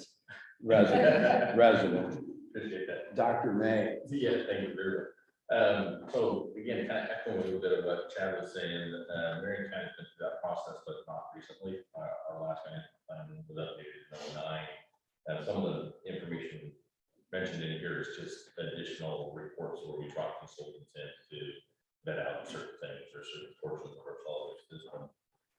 I think the important part is understanding the length of time. Chad mentioned, it took kind of the better part of a year between scoping and an RFP process and then getting to a final document. It was over 2 years for Marion County from kind of start to finish by engaging into a consultant. That was great for staff level because they were helping carry the ball, lead the charge, and definitely that outreach portion where we reached out into different jurisdictions. We've got 20 incorporated cities within Marion County, population of in excess of 350,000. So trying to reach out, take time to reach each and every person is pretty difficult in that kind of an outreach program. We also use our SWAM app, we call it, but we use that and subcommittees of that to engage in that process and allow public engagement through it. And as Chad said, as you get to the finish, you get more and more people that want to participate because now there's something to actually respond to and engage with. But it's a great process. So a couple of questions. Oh, go finish. And I think for us, we try to update our about every 10 to 15 years we're due for an update. But the solid waste industry's changed so much in the last 5 years. DEQ has their 2050 vision, which is really kind of switching us away from that core just value recycling to more of the life cycle analysis, the full loop, not cradle to grave, cradle to cradle. And I think that's a big shift. So not talking just solid waste management plan, but sustainable management, and it's kind of that approach to try to address all those needs. And it's not just where do you dump it at the end, it's how you avoid dumping it anywhere. So just based on your past history, a couple hypothetical questions just to get the general sense. Let's say on January 2nd, the Board of Commissioners of Benton County said, yep, we're gonna launch an SMMP process and what have you. Staff, go forth and create an RFP, for the outside folks and get your, to the extent you have a public involvement person on that, to when you hired them. What generally, how many months does that take? Is that? I'd say if I was speaking from a Yeah. American standpoint, you're probably at least 3 months. Okay, so 3 months to do that, and then there's the interviewing those consultants and then negotiating a contract, includes a scope, roughly, and then they have to sign the contract, and how long for that phase? So typically, we're incorporating the scope within our RFP process, so it's Upfront. basically a great scale outline of this is our expectation. This is what you. So they're bidding on the scope. Yeah, now there'll be some variance and some collaboration. We're fine tuning, right? So then that contract gets signed. Yep. And we're at about what month now? 4-ish. 4-ish. Yep. And then, what are the sort of next big chunks of big events and chunks of time to get to the finish line? I think it's again, it's back, now we have your scoping in place, it's not how you developing the outreach plan, which is a lot of the information that should have been provided in that RFP process, but that's what you're trying to engage that consultant in. What's going to be your approach? Right. To this, and that's what you're creating on the evaluation and what do you want to see from it. I think initially you're starting out with, just like Chad said, it's key stakeholders, whether that's the city council members, different jurisdictions, franchise holders. We had 8 franchise holders within our group. We have material recovery. We have 2 material recovery facilities. So you're bringing in your solid waste professionals, and then you're also bringing in those other stakeholders. Okay, so the franchise holders were participants in the SMMP? So our advisor, our SWAC, sits with kind of 8 industry members and then 8 people at large. So we kind of have that representation Already. at the table. Yeah. So we would bring others in. Okay, and then roughly how many meetings were they monthly? We met it monthly. We have a standard monthly meeting for our format. If there was a need for a subcommittee to dive into things deeper, we would assign that task. Okay. And then ultimately, when it was handed to the board, just kind of Board of Commissioners, at roughly, you say, was that 2 or 3 years? It was roughly, and I would say probably about the 18-month mark. 18. So as part of that, as you're going through the scoping and kind of your table of contents, pieces are being developed and drafted and kind of walked through for us for our small map approval, and then those pieces were actually walked to the board in a work session, so they were completely aware of what was culminating to what would be more of a finished document. So in the final draft per se was about 4 days and kind of in steps. How many public events roughly did you, open house kind of thing? I believe there was 4. Okay, and were there any surveys done in addition to the open house? Oh my gosh, now you're talking way back. No, if you yeah. don't. But Today we would definitely be doing some surveys, and I promise to get to Catherine next.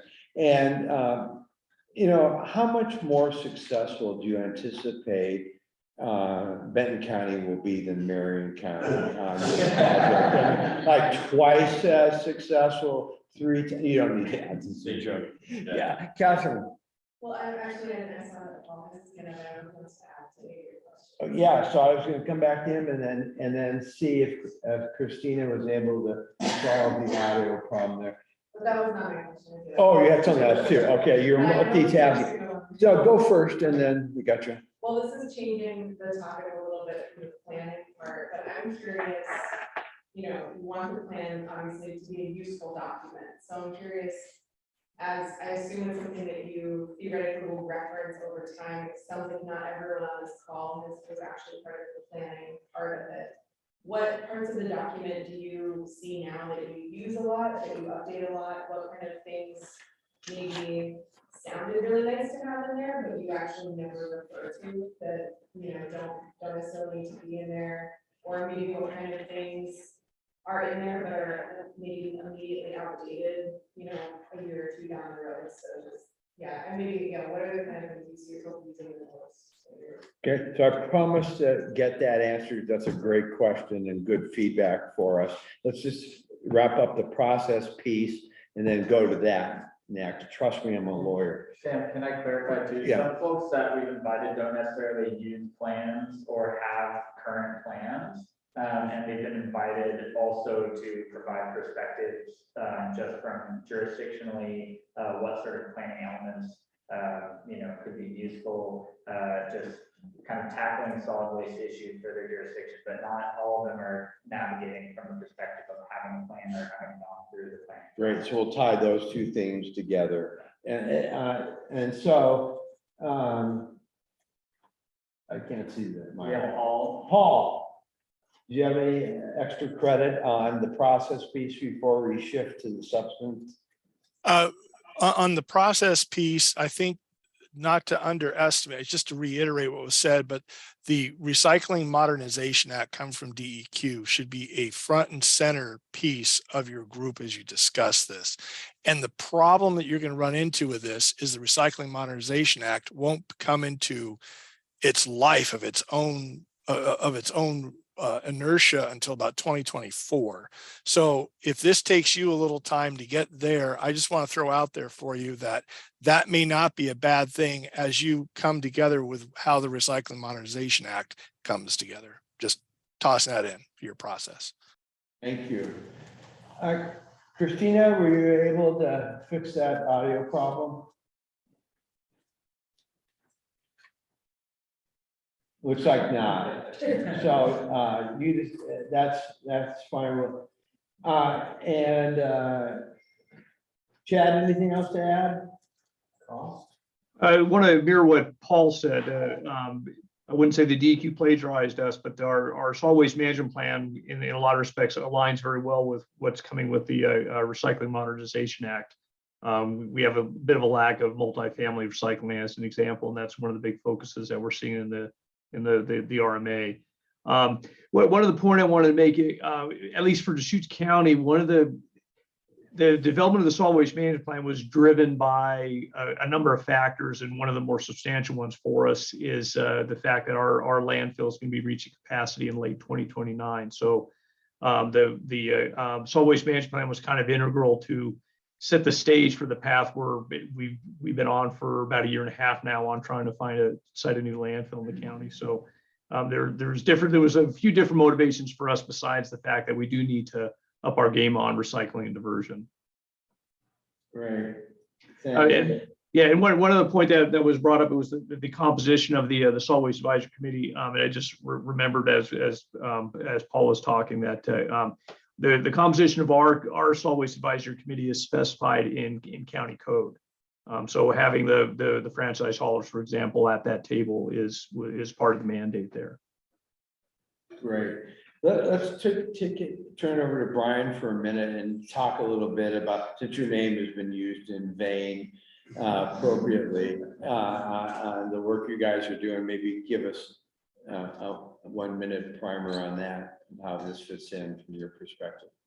Sure. Well, there was, I think it was last legislative session that passed the Recycling Modernization and Pollution Reduction Act, and that will bring producers to the table. So, you know, the people that make the cups, that make the garbage are now going to have a seat at the table and have to pay into the system. So it'll be a shared system where ratepayers will still share some of the costs as well as the producers. So we're in a rulemaking process right now. And as Paul said, 2024, 2025 is when this will start rolling out. What we will be doing here early next year is coming around doing a needs assessment. So we'll be coming to communities and saying, what do you need? Do you need low carts? Do you need trucks? What cities in Benton County right now? If you're a city over 4,000, you have to provide the opportunity to recycle under Oregon law. But there's a lot of unincorporated areas or cities that under state law don't have to, but we'll have funding to get those programs going. So I would definitely think it should be part of the planning process. Great. So I'll open it up to our colleagues, both in the room and the former Brian and those. The question from one of our members, Catherine, tying in with Daniel, which is, let's switch down to the substantive piece. And are there, sections of that you, in hindsight, realize may not have been as necessary? Are there sections that you now realize probably should have been more robust and more work goes on? What do you do with adaptive management so that you get into it with the best predictions as possible, and then situations change and those topics need to be added or modified or refined or updated, and then from your county's perspectives, topics and issues you would like to see Benton County consider. So I'll just take, you can answer all of those questions. Some of those questions, or answer different questions because you're our guest. So take it away, and whoever would like to go first can raise their hand or unmute themselves and take it away. We can do rock, paper, scissors. I would just add one. Please. One thing, I mean, Sean mentioned the PSC study with the population growth. I mean, we're seeing a lot of multifamily housing coming in, and that typically is very poor infrastructure for recycling systems. So incorporating that into your plan, how are you going to address new housing types for recycling, which is something there's codes or zoning, well, we don't have room for the recycling, we don't have the garbage dumpsters, something like that. So it floats into other regulations and policies of the jurisdiction, not just, let's just look at solid waste. This ripples through all the other activity. A 3-story building, already put that into the building code. And that's another piece being covered by the second water. Yes. Great. So who's up first? Our guest. Yes, take it away. Working on, okay, got it. Two things. One, you just triggered a quick thought, and that is your planning and what codes you have in planning are terribly important to what you have in solid waste. And your plans should have common grounds where routes can cross over between the two, between your county planning department and city planning folk, as well as the solid waste folk. So just wanted to reiterate that. Two things you may want to consider though from past thoughts is that solid waste is a transportation issue. And if you're looking at 10-year plans, post closures, how things are going to move, how things Lincoln County are going to bring you, it's a transportation question for you in your future. And you may want to include that in your plan because transportation is also changing. The way we use gas, the way we use vehicles, the way we use our roads, rails, that all comes into play in your planning. And lastly, I just want to throw out that Juno is something here Georgia Pacific is experimenting with. Now, it is in direct contrast to what you folks are doing, but it is a plant which is taking in material, processing it out as a recycling. I'm not making any claims of what their recycling rate really is or anything else, just simply saying there is a Georgia Pacific experiment here that you also may want to pay attention to in your process in planning that's in Lincoln County. That's garbage coming to us, it's turned around and sent back to you in the landfill. But in that process, they're taking out quite a bit of water and quite a bit of other materials, fibers for their mill. That's the one in Toledo? Yeah. That is correct. Thanks. Just to reinforce what Paul just said about transportation, he's absolutely right about that. One of the areas we also focused on, again, part of the solid waste management plan being driven by our closure of our landfill coming up in a few years, was looking at alternative technologies, kind of builds on what Paul was talking about with that facility that he just mentioned there. So there's a lot of emerging technologies out there. we made the conscious choice that we would not be a guinea pig for anybody. If we were going to consider technologies, it had to be something that was established and up operating somewhere in the United States. One of the things we have as part of the ongoing management of the solid waste management plan is every few years we take a look at technology review. We just completed one last year, and there are some technologies that are maturing a bit more, but we're not quite there yet with it. Again, transportation technology are two important aspects of taking a look at both waste management as well as diversion technologies. Thank you. What about you, Brian? Any substantive topics and what have you? Yeah, no, I piggyback with Chad saying, before our management plan is, it's kind of that snapshot of the current conditions and what's coming in your future. It's kind of that forward thought as to what you look for, kind of along Captain's line is. Ours was interesting because we were in a situation, not where we're running a landfill space, but we're gonna have coming up against a contract renewal with our incinerator. Was that going to be our future? Were we going to look at other alternatives? So they did explore other emerging technologies and different changes and different things, and then also push recycle rates and change happening there. How would we address the entire integrated solid waste system? Let me open it up to any questions or comments from the work group members for our guests, both here in their county representation capacity, and for those who are present. If you just tilt up your card, I'll know to call on you in the order I see you, and we'll do it and take care of it that way. So up first in the queue is Louisa. Well, I just thought of a question.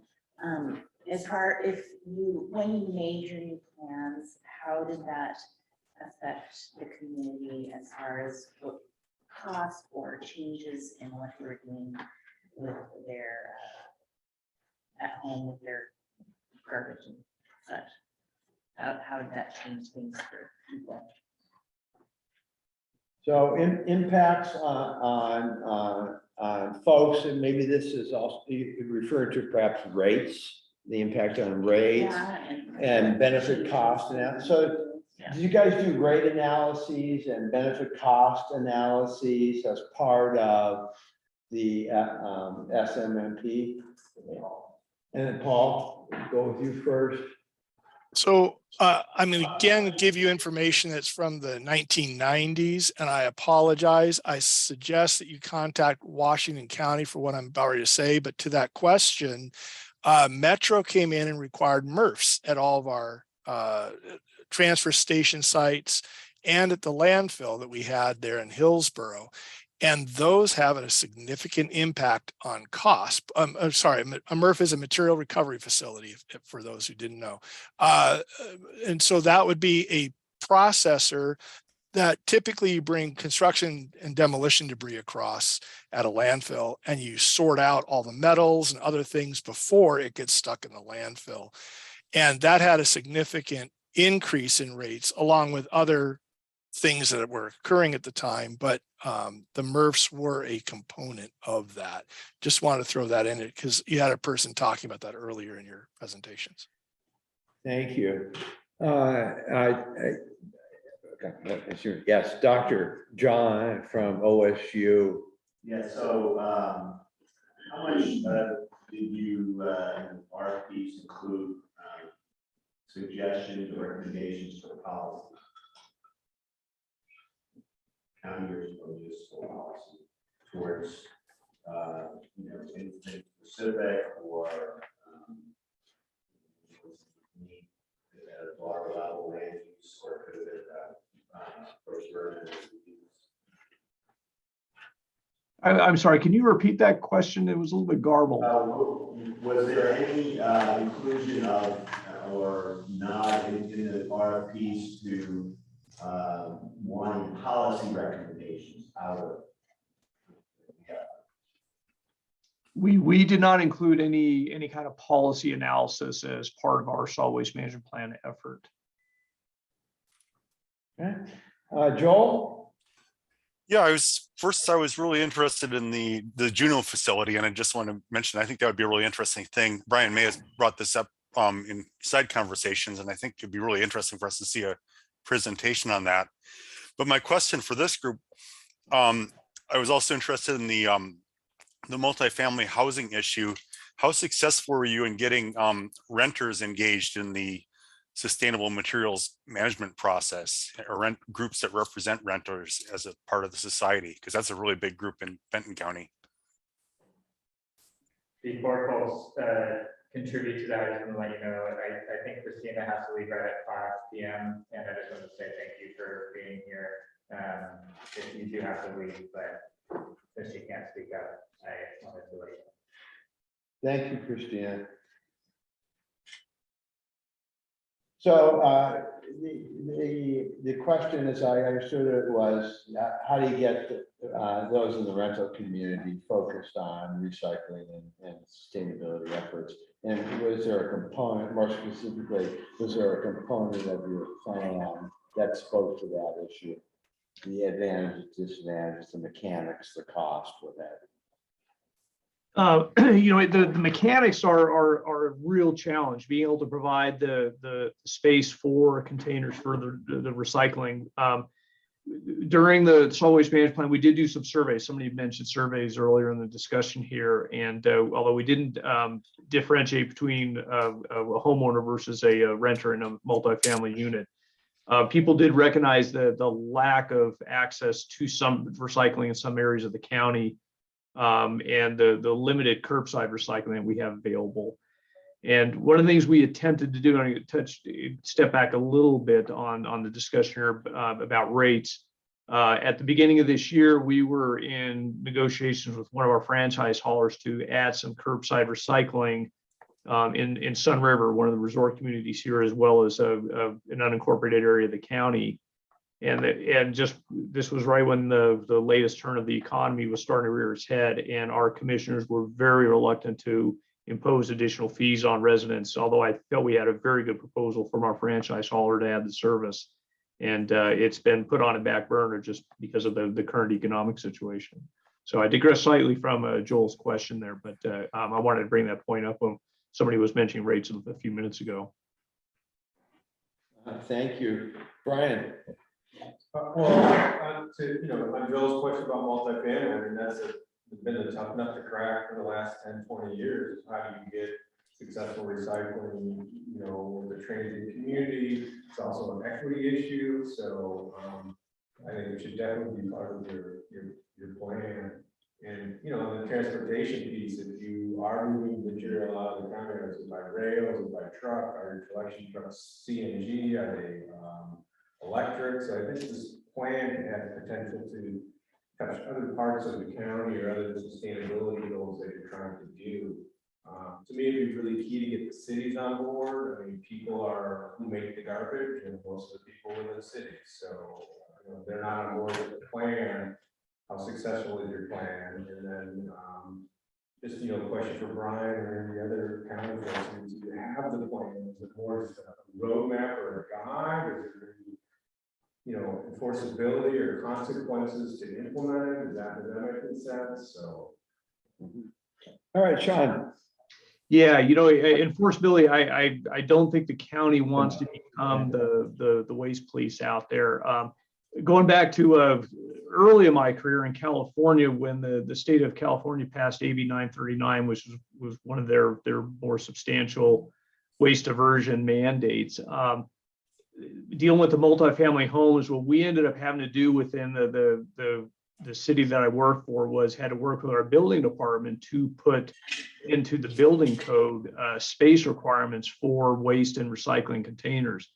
I'm not going to throw developers under the bus, but things like that take up either income space from there for renters or parking spaces that are a challenge when you have a lot of development going on with code requiring a certain amount of parking spaces. I think to affect good opportunities for recycling in multifamily homes, you have to accommodate the requirements for having that space available, and that means working with your local building authorities. We were pretty successful with it in California because they had some pretty heavy hammer implications on failure to comply. Oregon takes a little bit different approach on it. But that's one of the things that we identified in our solid waste management plan was that it will probably require us working with all the building authorities within Deschutes County to get something uniform across the board for that. Thank you. Let's look to Sean McGuire. As a policy analyst and economist by trade, you kind of hit on a couple times about my experience has been chicken and egg.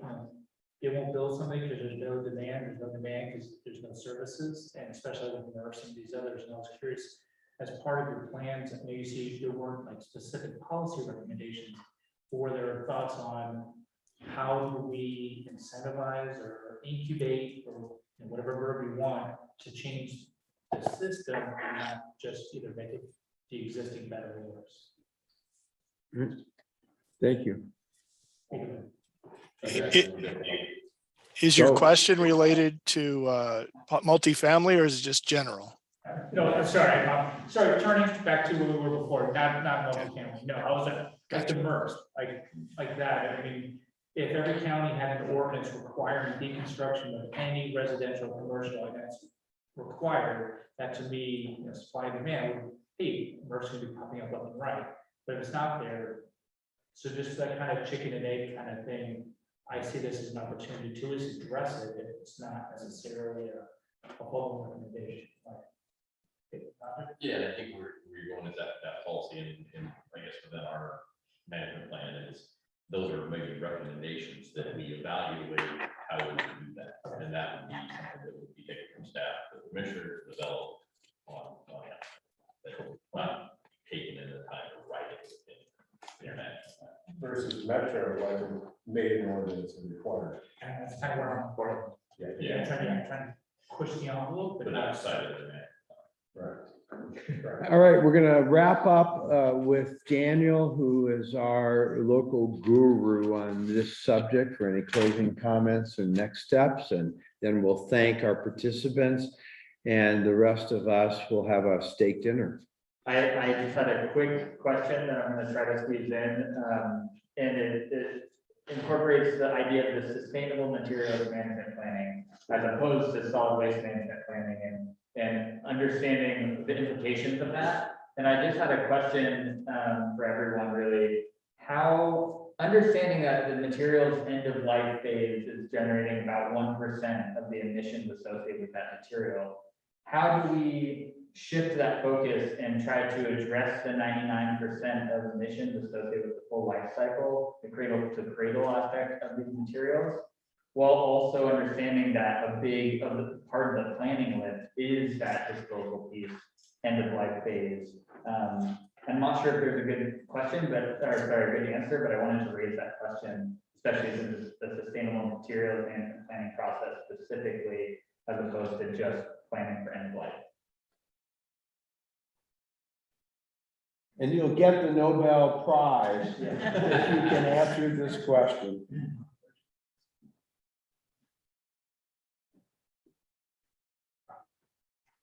I think the county's policy, purchasing policies, I mean, it's again, you're trying to turn the ship that for years we've been focused on the N5. And that's still an important piece. I think it's maybe a little more than 1%, but there's just so many goods and services being pumped out there that to try to, and Benton County try to change that, I think that's a big lift. And not to say that we shouldn't go for it, but I mean, I think it would be some policies that might set, so. And education. Yes, Brian. I agree. You get two things. You can't not pick the trash up the curb. You can't forget that. That's the first thing people are going to notice is it doesn't go away. You can't have a bigger problem. The way we're tackling it is education and outreach. So we're actually in the process of rebranding our master recyclers to something other than master recyclers because we want to get that full cycle analysis. So we're trying to go through the school. We're going through our C&D construction and demolition recovery facility. We're putting height focus on that. We've engaged in the last 3 months with different entities on their policies. And so what we just talked about Portland and deconstruction is how do we drive those things and move those policies to our board for approval to mandate some of those things become part of the system so that we can generate less in the long run. Great. Well, thank you to our guest. Oh, I'm sorry. Oh, what happened? Oh, Darren, you had something? Hey, thank you, Sam, and thanks, everybody. I just wanted to, I apologize, I had to step away, but I wanted to thank our guests, and I want to extend a big thank you on behalf of the Board of Commissioners for our other county partners who have joined us and are helping in this effort. It really means a lot to our board to have your voices and your expertise and your willingness to share that with us is super helpful. So thank you to the work group. Thank you to our county partners. And as you get ready to enjoy dinner, I'm supposed to let you know that you can make fajitas, nachos, or a salad, but there will be no steak. Hey, Paul, you got the last word here, buddy. Wow. Okay. Well, I'm interrupting your food here, so I'm going to go fast. And it's to answer Daniel's question. It's a little esoteric, but I apologize for that, but it's the actual answer. When you get everyone in your county, when your board, all your departments, everyone has an element of what you want in there for sustainability, you will achieve that goal a lot further along.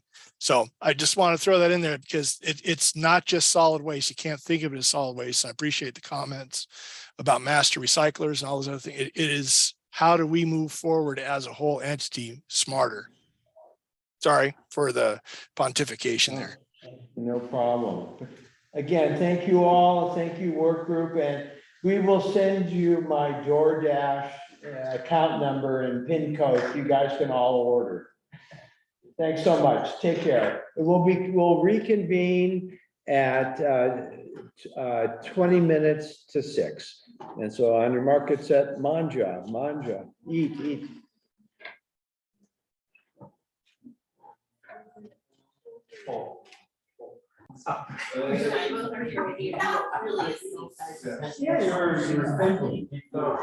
Absorbing it.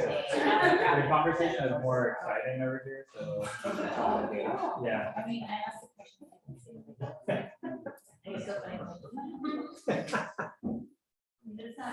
30-second warning, folks. 30-second warning.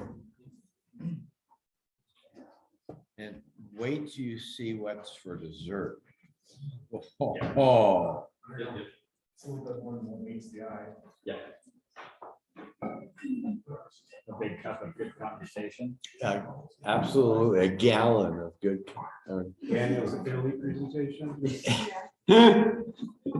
All right, folks, it is 5:46.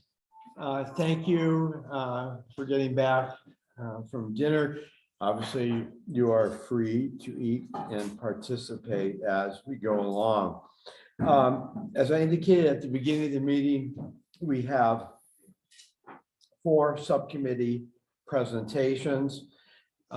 Each is designed to give you an update as to their inaugural meeting, which happened either on Monday or Tuesday of this week. And they moved my hood a foot to the left and were able to put together 1 or 2 page summaries of the progress they made and the work plan for going forward. And so after they present, then there will be an opportunity for a conversation between the subcommittee and the work group to, make sure we dial in on the specific questions or asks that we're hoping for the subcommittee to vet and move forward. I do see mechanically the owl at the end of the room has a red light on it. And I don't know if that's supposed to be red or supposed to be a different color. Usually green means go and red doesn't, but this is the opposite. I just don't want to see me now. So Christopher blinded the owl, which is The owls are disconnected. which is an We're going endangered through- species We're going through the computer right now. violation, buddy. The owl isn't showing up. And so are we, they're not connected? No, let's unplug. Okay. All right, so Testing, 1, 2, 3. Not coming through the owl. Yeah. I think. So we're having a little technical difficulty here, and we'll see if. Yeah. If, yeah.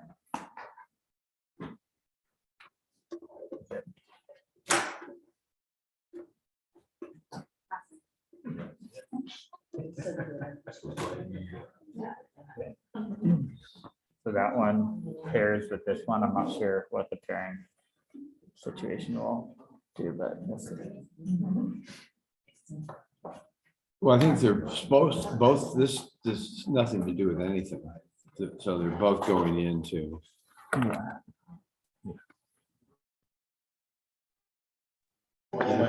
That's encouraging.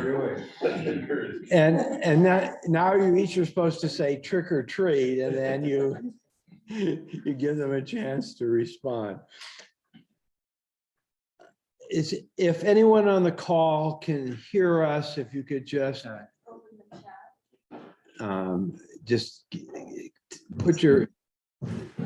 raise your hand or put a thumbs up in the screen so we know if this is working.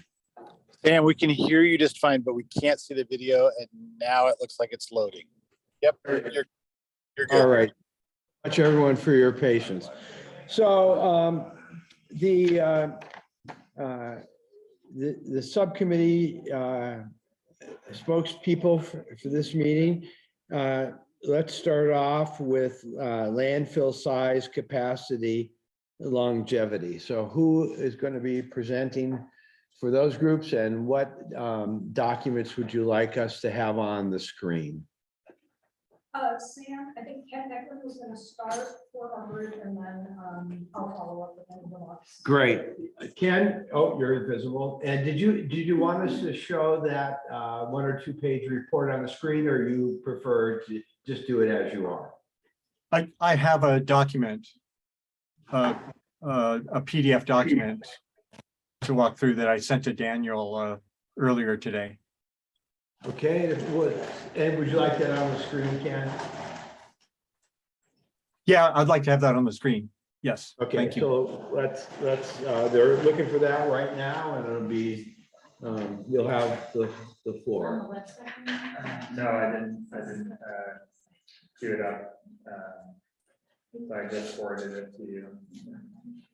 It should be in the packets though. No, it's a different. I think this is a different one that Ken is presenting that we have. Yeah. I just kind of made that document of Daniel's more presentation friendly. Okay.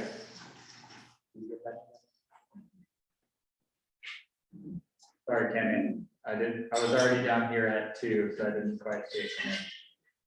There we go. Great. All right, Ken, introduce yourself, even though everyone knows you, but just formally, and then take it away. Hi, I'm Ken Eklund, and I'm a member of the subcommittee A1 about landfill size, capacity, and life. And I've been the one designated to a resident of Benton County. I'm the one who is going to just be giving you the report about our first meeting. So subjects that we want to cover, one are, what is the charge for this subcommittee? And here it is, a chronological history of key Coffin Butte landfill topics. We're taking topics A, B, and C. So size, which is capacity, otherwise known as permitted airspace plus trash already in place. Specific locations, i.e. where is it? And then the assumptions, the main one of which is when will the landfill close, which is indeed something of interest to everyone. So next page there, Daniel. Okay, here are the subcommittee members.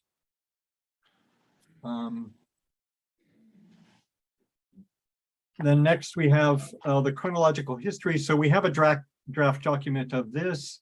It really focuses kind of on the early days of the landfill. It really doesn't have much about the recent history of the landfill.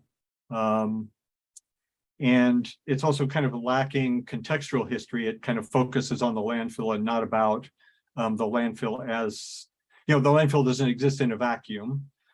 So, information about the context of which the landfill is in.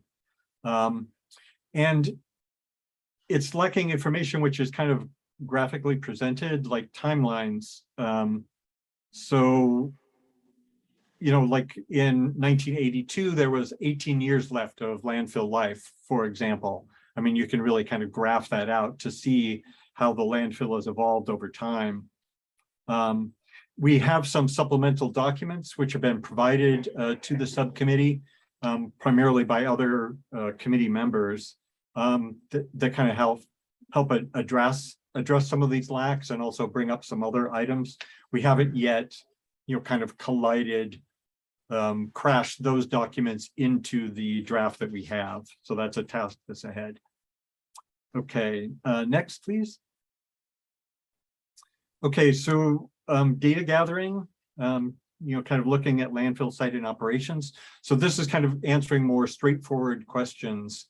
And I've got some examples for you of kind of where we've gotten so far. What's the area currently available? It's 178 acres. That includes the area being quarried. It's only on the north side of Coffin Butte Road. We are looking into, is the landfill contractually obligated with its franchisee to let them exhaust the quarry? The answer is not yes, that's kind of what we know. So it's yes, but, or no, and, or something like that. So we'll have a follow-up on that sort of question. Another question been asked, can Republic members share company landfill planning information with us? The answer to that is yes. So next slide, please. Okay, so kind of in a more general vein, I mean, what are the conditions that Republic considers acceptable? So for example, tonnage cap, is that acceptable to Republic to continue?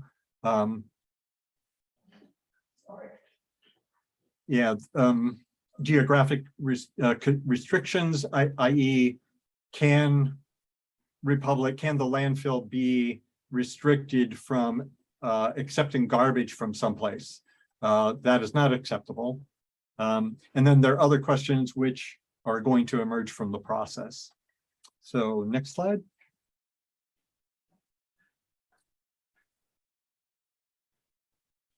Next page.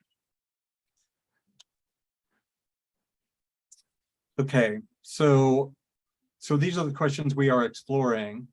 The main one is, when will the landfill close? Now, you may think that this is a simple question answer. How big is the landfill? How quickly is stuff coming in? That's when it'll close. But it actually has many layers. There are many layers to that onion. So the main questions are, what are the factors that determine when the landfill will close? What are the likely ranges of those factors? Because they're hard to know exactly. And what are the assumptions that underlie the estimates of those ranges to those factors? And so some of those factors, some of the factors include, obviously, what is the permitted airspace that's remaining? What's the rate of garbage coming in? What is quarrying doing in terms of creating more airspace? There's settlement to landfill, so stuff which has been emplaced, essentially off gas. It turns into gas, which then leaks out of the landfill, and that creates more room. And then there are other external factors. Obviously, there's market shifts. There are questions about pricing. How does that influence volumes coming in? There's environmental legislation. If there are other disasters, if there are like disasters with the landfill, that obviously would affect essentially its ability to operate, and so on. So next slide. So let's see. I think you went up to the top. Oh, no, there we go. Thank you. So there are some frameworks, and this is what we talked about quite a bit in our first meeting. What are the frameworks, the kind of conceptual frameworks you can use to better understand the landfill's future. So the first one I'll mention is the kind of came up was just the idea of immutable versus mutable factors. You know, on the one hand, there are biochemical reactions going on inside the landfill, and those are very predictable because there's, you know, they're going to happen kind of no matter what. There's very little human there's very little human question about what they can do essentially. That process is just going to proceed according kind of to the laws of nature. On the other extreme, you go to something like pricing. Something is like pricing can be changed very quickly, very easily, you know, and so that would be a very mutable factor, whereas the previous one, you know, like the biochemical process or the facts that rock takes up space, I mean, those are very immutable factors. So reimagining the factors, right now there are kind of some assumptions. This has to do with assumptions. Assumptions built in that garbage is garbage that goes into the landfill, where, you know, you can reimagine it as it's fuel for a waste, you know, to energy facility, or, you know, it can be recycled or repurposed, et cetera. So that's a conceptual framework that we talked about. There's the degree of future discount. Future discount is an economic term just having to do with how much do you value the future as opposed to today. So if you have a very strong future discount, you're really taking care of the future. If you have a very low future, I mean, a very high future discount means that you are not really taking care of the future. So I think I kind of garbled that up, sorry. And then we also, it brought up, we want to play out future scenarios. You know, again, this is kind of bringing in external factors, kind of like I mentioned before. And so all of the above, you know, these sort of conceptual frameworks are a way to reveal the underlying assumptions to the statements about the factors relevant to lifespan. So, so let's go to the next slide. So there are just some questions which have come up, which are kind of uncharged, which are very much related to when will the landfill close. You know, one is, can cell 6, the quarry area, be prepared for use when cell 5 is full? Are there ways for quarrying to finish? Are there ways that quarrying can finish up as cell 6 begins? How much airspace is opened up by quarry operations? How does that graph out at time? How quickly or how slowly does that space become available? Could that process be artificially accelerated? And then how does the landfill's current trajectory, i.e. its recent history, inform its future trajectory? So you would think that kind of graphs, if you think about graphs of the landfill moving forward, how much do those graphs, you know, based on what has happened before, inform us about what's happening in the future? Or are those graphs, you know, or is a graph like that not work? Are there external factors? And then the last one, economic drivers. You know, so for example, diverting material out of the waste stream, if there are incentives to do that, or for that matter, you know, the people at the other counties that we were talking to talked about basically the cost of transportation, which is very much a cost, you know, that has to do with material coming to Coffin Butte. So there's an incentive, there's an economic driver for the people who are contributing, the counties that are contributing material for the landfill. There's an economic driver for them to lessen that, you know, to divert material out of that waste stream so they don't have to transport it. So and so that's one example, or those are a couple examples of the economic drivers. You know, what others are there? Next. So we also have documents and are looking at what other assumptions related to the charge. So, you know, more than just the life of the landfill. What is the environmental cost of the landfill? So kind of what happens as that, as the landfill is filling. And so there's really a lot of these factors. I just mentioned 3 of them here: leachate, methane, traffic, et cetera. Our document has it's a very long list. And then what are the rules that govern the landfill? You know, both what are the past and current, which I think is kind of the focus of another subcommittee, but also working into the short-term future, and particularly for us, you know, what is the landfill like post-closure? So what's the long-term prospect for the landfill? So next slide. So another question just has to do with what risks does a landfill create for the county? And obviously these risks also have to do with the factor, is the landfill going to be able to discharge its the service that it does for the county? You know, in the case of a fire, earthquake, groundwater pollution, or, you know, kind of a concatenating combination of these sorts of risks. So what are those risks is really a question that we're exploring. And then next slide.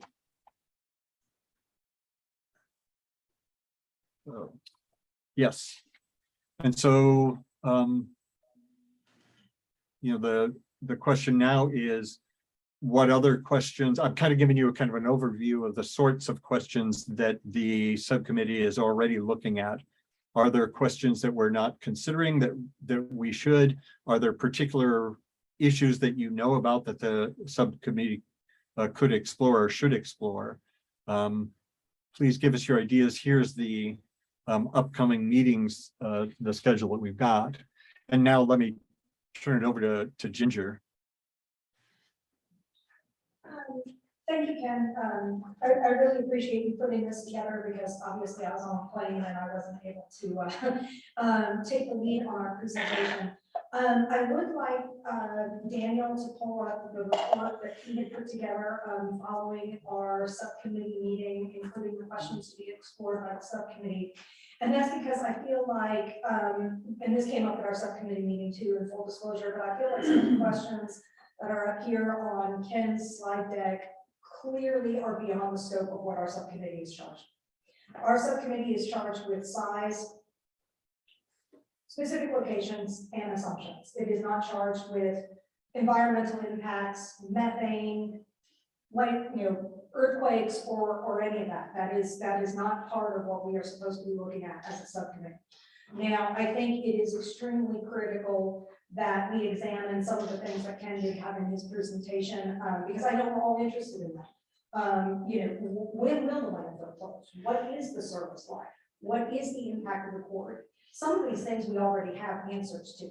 For example, we know what the we know that we have a years-long contract with Knife River to excavate the quarry. That is, I have that, you know, that is not in dispute. We also have contractual obligations, hauling and franchise contractual obligations in Benton County and Corvallis and other cities and counties in terms of hauling trash and hauling waste and disposing of it environmentally, safely, responsibly, and all of that. So there is, you know, there are discussions to be had about assumptions. Can we improve overall recycling and diversion rates? Can we do something about the amount of food waste going into the landfill? 20-something% typically, according to the EPA, of what goes to the landfill is organic food waste. Those are valuable conversations to have, and they directly play into site life, and they also play into the long-term sustainable management materials plan. That being said, not all of our contractual obligations are public. Those that are public, that are with municipalities and government agencies, those that are public record, we are happy to talk about those and disclose those. But we have private contractual obligations with other entities that are proprietary, and that is not going to be part of the discussion. It's also very important that this group recognizes that in the 1970s, Coffin View landfill was designated a regional landfill. We don't have to agree with that. We don't have to like it if we don't want to, but that is the reality. It is the designated landfill for Benton and Lynn and Polk and Marion counties in this region of Oregon. And due to those contractual obligations that I mentioned earlier, the reality is we are not going to divert up to 80% of the waste going into Coffin. We are not going to get the tonnage down to 100,000 tons a year, but that it's just not going to happen. So those are not assumptions that are realistic. And I am urging the subcommittee and the work group that as we talk about these things, to stick with assumptions that could have a meaningful impact going forward. Because otherwise we're just wasting our time. And to be honest, time is not on our side. We don't have that much life left in the landfill. And so when we're talking about site life and we're talking about these issues, we really need to be focusing on those that directly speak to what this group is trying to accomplish. So those will be my thoughts. All right, Ken, a quick response, and then I'll frame this up for questions from the work group or comments from the work group, and we'll move on to the next subcommittee. Yeah, it just seems to me procedurally that what Ginger has said is she's removing items. I mean, I presented questions which are in front of the subcommittee. I'm not sure that Ginger is given the authority to essentially remove those questions or to say that they have been removed when the subcommittee has definitely not done that. So I just want to note that. All right, so let me speak to this because Daniel is the staff person supporting this. I am the facilitator of it. I saw Daniel's piece, which is up on the screen now. And I did not see Ken's piece until it was presented on the screen. Therefore, I haven't had an opportunity to compare both documents side by side with the Tuesday board approved work plan, which is the genesis document for the subcommittee charge. I don't think it's going to be a productive use of our time tonight at this meeting now to hammer out what the subcommittee's charge is and is not going forward, because ultimately it's the Board of Commissioners charge that frames up these issues. The one thing I will point out that was part of my presentation on Tuesday to the board was any issues surrounding benefit cost or these risk factors was removed from the overall work group charter charge and is being treated the same way we are scoping the SMMP. So to be clear, or attempt to be clear and blunt, is that we are not going to be doing a benefit cost analysis within the confines of Benton County Talks Trash. What we will be doing is suggesting that there be a benefit cost analysis done, and here are the questions or the framework or the table of contents for them. And then the board can make a decision as to how far it wants to take that analysis and when. But to go in back and forth, because I only have one of these printed out and give you sort of a quick opinion, it's not productive. This will obviously be a first agenda item at our next meeting. Yes, Marge. Okay, I just have one question. Based on what you just said. Okay, so eventually the landfill will be filled. I mean, there's no question that's going to happen. So what happens to your contracts then?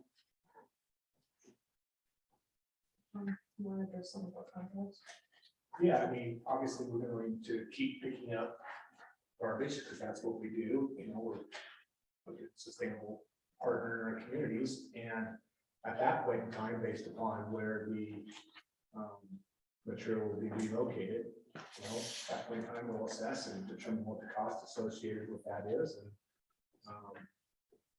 you know, that will be passed on through our process and our reporting with the city. So any contracts that are outstanding at whatever time the landfill is filled, you will negotiate some other resting place for the waste. Yes. All right, Dan, do you have something? I just had a quick thing. I think as a report out for the subcommittee, I sort of recognize a lot of commentary embedded into kind of both pieces of the presentation. And I really encourage folks to watch as much of the subcommittee meeting as you can and get a sense of what conversations happen. But I think it's hard to hear that report out and think, oh, like what happened at that subcommittee and what sort of conversations went on. But there's a lot of really great dialogue, a lot of really helpful information being shared. And frankly, it was framed as generally questions to be considered in future subcommittee meetings. So that was the main note I had is there's a lot of really great questions coming up in that group. And I'm not sure if it was accurately sort of reflected during the report out today.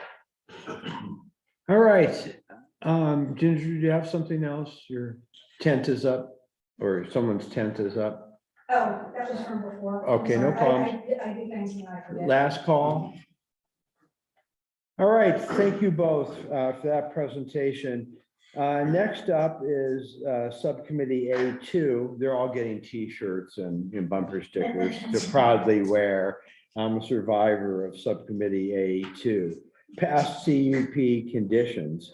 So who's going to be speaking to us on that? Ed, do you want to do it there or come up here? What's your preference? Here's fine, so we can just move along. And do you want any particular document shared on the screen? Actually, it was part of a handout, so I'm assuming it's in the.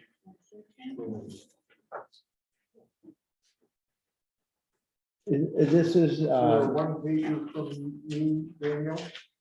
Let me try to pull it up. I didn't add one. I've got it here. We made copies of it. So we all, unfortunately, for the folks though, if we could find it, and for the folks on the computer, they can then see it too, because they obviously don't have a physical copy of it. This is just reporting on a work product from Johnson Bisco, Mark Yeager, Jeff Condit, Bill Williams, and myself. We met on Monday. These are just some of the highlights. Our goal remains the same. A common understanding of the conditions placed on the landfill and the landfill's compliance with those conditions. We discussed what needs to be added to the draft document because everybody kind of contributed to one previously, so we had something to work with. We decided that we needed to add information from staff reports, get a sense of community issues from those, and needed a timeline showing land use decisions and disposal volume. This is trying to stitch all the stories together a little bit, and we talked about that as a group earlier. We focused on fleshing out a complete list of past land decisions, not just approvals or denials of CUPs, but also other things that might be in there that are guidance, that are instructive of how landfill is supposed to work. And in particular, there was a 2002 memorandum of understanding between the county and Adelaide at that time, I believe it was, which was instructive. So that should get brought into this compendium. That ended up, let's maybe change the title. It's land use files and not just CUPs. And that name may change a little bit, but Ingrid helps craft that name for us. We were struggling with how to present the conditions of approval because the document we have now gives the summary. It says this is what happened. So like in 1977, the landfill was approved. But there was no way to get at under what conditions. we needed some way to get back to that source information. We also recognize that not all files are going to be available, so we need to flag for other people's consumption that this is not available. We're really, there was a gentleman that gave a request for information in the public comments. We're really just following what he asked. So I wish you were on the subcommittee. We agreed to have a spokesperson. I'm the one for today, but that'll change from meeting to meeting.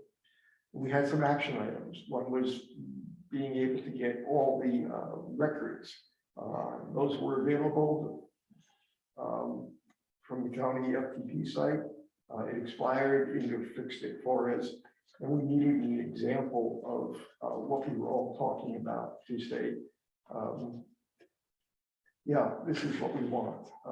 So I get charged with putting an example together.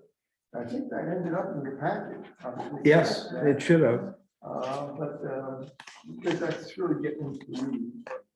Well, it's okay. It looks like this. It's bigger font, bold and underlined. Yeah. So, Please. So this is the one from 1974, of the CP 7401. And the first bold section from the recent document we had, it's got a 4-line statement of what was described in that CPU summary. And then we said, well, maybe we need more. We needed the conditions. So it was easy enough to actually go back. Daniel had put together the list of documents. So I just went back to your list, did a little iPhone magic and imported it into an exact representation of every word that's in that approval. I didn't capture signatures. On the second page, because I always get lost, there's so much stuff here. I get lost from where everything's coming from. So this came from the landfill land use decisions file that Daniel put together. There were supporting documents referenced in the, if you go to the next page,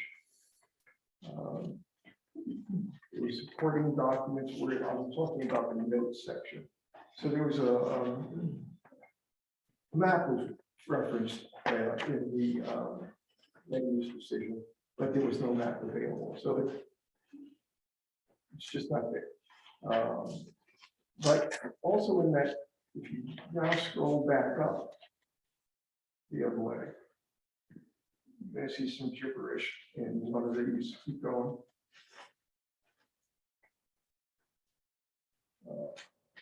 Stop.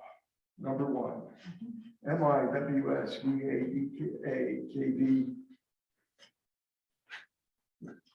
Those could mean anything to anybody, but it also references, this document references the Namekita, if I'm saying it right, regional solid waste plant of 74. So if you go back to that, they give you the definitions of those letters.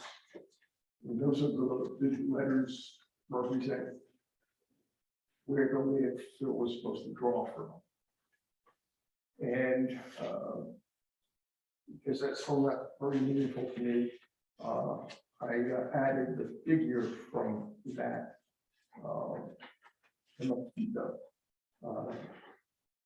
drawing. That's the last page.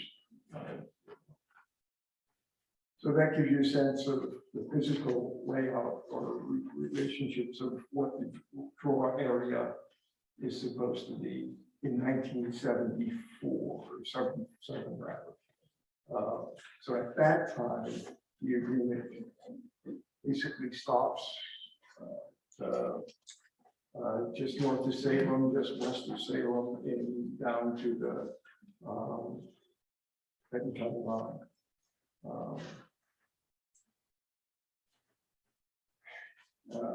It's probably overdone, but it was just something to throw out to our subcommittee. Is this what we want to see for tying things together. And we haven't had a chance to talk about that yet, so we'll do that at the next meeting. Now, one of the concerns is it's going to take a lot of space. What's it going to look like? So if you looked at page 4, was putting everything in font that might fit in report. And 2 excerpts. I took out all the names and stuff and just started with the word approved from that 1977 document. And got rid of some of the other frills in the second paragraph. And then add 1, 2, 3, 4, 5. So that's what's there. That's what the gentleman was asking about, other than the signatures. And then again, I left the notes are just the trail of problems to find out where the information came from. So we'll find out if that's what folks wanted to try to do. We did say that this, well, at least for me, it was slow because I'm slow at this kind of stuff. So we need to be careful about staff uses, and maybe we can figure out some way to divvy things up or make it easy on Inga. This is great. So, Ed, I'm disappointed you just phoned in this report and we're just making stuff up and there's no background, no examples. I guess we'll let you continue on, but yeah, next time up that game. Are you kidding me? This is phenomenal, phenomenal work and great stuff. Inga, you are staffing this particular subcommittee, so I'll give you an opportunity to share anything that you care to share with the work group. So that's great. So Darren and I, as you know, presented Tuesday to the Board of Commissioners, and one of the points that were made that we're in support of lengthening the period of time to complete this process is the reality that staff primarily is going back through volumes and volumes of documents in different formats and trying to bring them together. And so we are creating, in the broadest sense of the term, a history or a background compendium of the key documents and what they mean, and creating that contextual history or timeline, if you will, so that those folks that come after us who are reviewing applications, perhaps doing the SMMP work, don't have to be sent into a room with microfiche and rats and cobwebs to sort through and deal with all this. So it is, as Ed pointed out, a huge lift and undertaking. And we thank the subcommittee folks and thank staff. This one was primarily Inga's lift on creating the document that in its current form is not that large. It's only about, let's see here, it is only 62 pages of conditions and their status and cross references. I have to say, Daniel actually did it, and I just. You checked it off. Okay. Well, when is your performance evaluation coming up? I would not have admitted that at this moment. This is something you wait till after the performance evaluation. Thank you, Dan. Thank you. Okay. Well, thank you both. Any last call on where that group is going? But it's a big piece, it's a heavy lift. Yes, sir, Brian. I'm curious, I mean, like how many land use approvals or conditional use approvals? 24, 25, something like that. Okay. And then each of those, has the potential of having, conditions. That's why it makes it so. I mean, speaking for myself, I like the summary. I don't necessarily need to know, who the commissioner was, but that's my 2 cents. Any other suggestions for the subcommittee, Ginger? This isn't a suggestion, just a curiosity. how long did it take you to put like this Yeah. one Example. example together? Well, I had to learn iPhone scanning. So that, it was about $68. So I'm thinking somebody that's a professional, and just knows how to put things together, like pulling shaping files into other files and stuff like that. It might take a third that time. But when you multiply it by 24, 25, it's probably a solid week's worth of work. Yeah, absolutely. The only reason I ask is if, you know, knowing staff resources, I'm just wondering, as a question to the subcommittee, does it make sense to start with the most recent ones first and work your way back to the 1970s as opposed to starting in the 1970s and working your way up?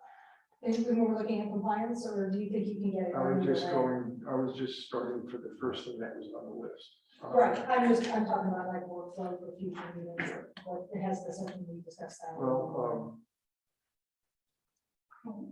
we haven't discussed it. Okay, so we have Catherine and then Jeff, and then I have some thoughts about how to do this. So Catherine, you're up first, please. So just to clarify the comment there, this was kind of our working example, more internal than external. But that page 4 of the document is kind of the suggested format that we're looking at. So it's more that abbreviated version simplified with the source files and references. So you can go back and look at those sources on your own if you so choose to. And then the importance of embedding maps and things that are referenced in these land use decisions that will help build that bigger picture and create that story. To your comment, Ginger, I just want to say that I really feel when we go back and look at the record, some of the justification for how we got here has occurred from the beginning. So there are impacts from the beginning that still exist today.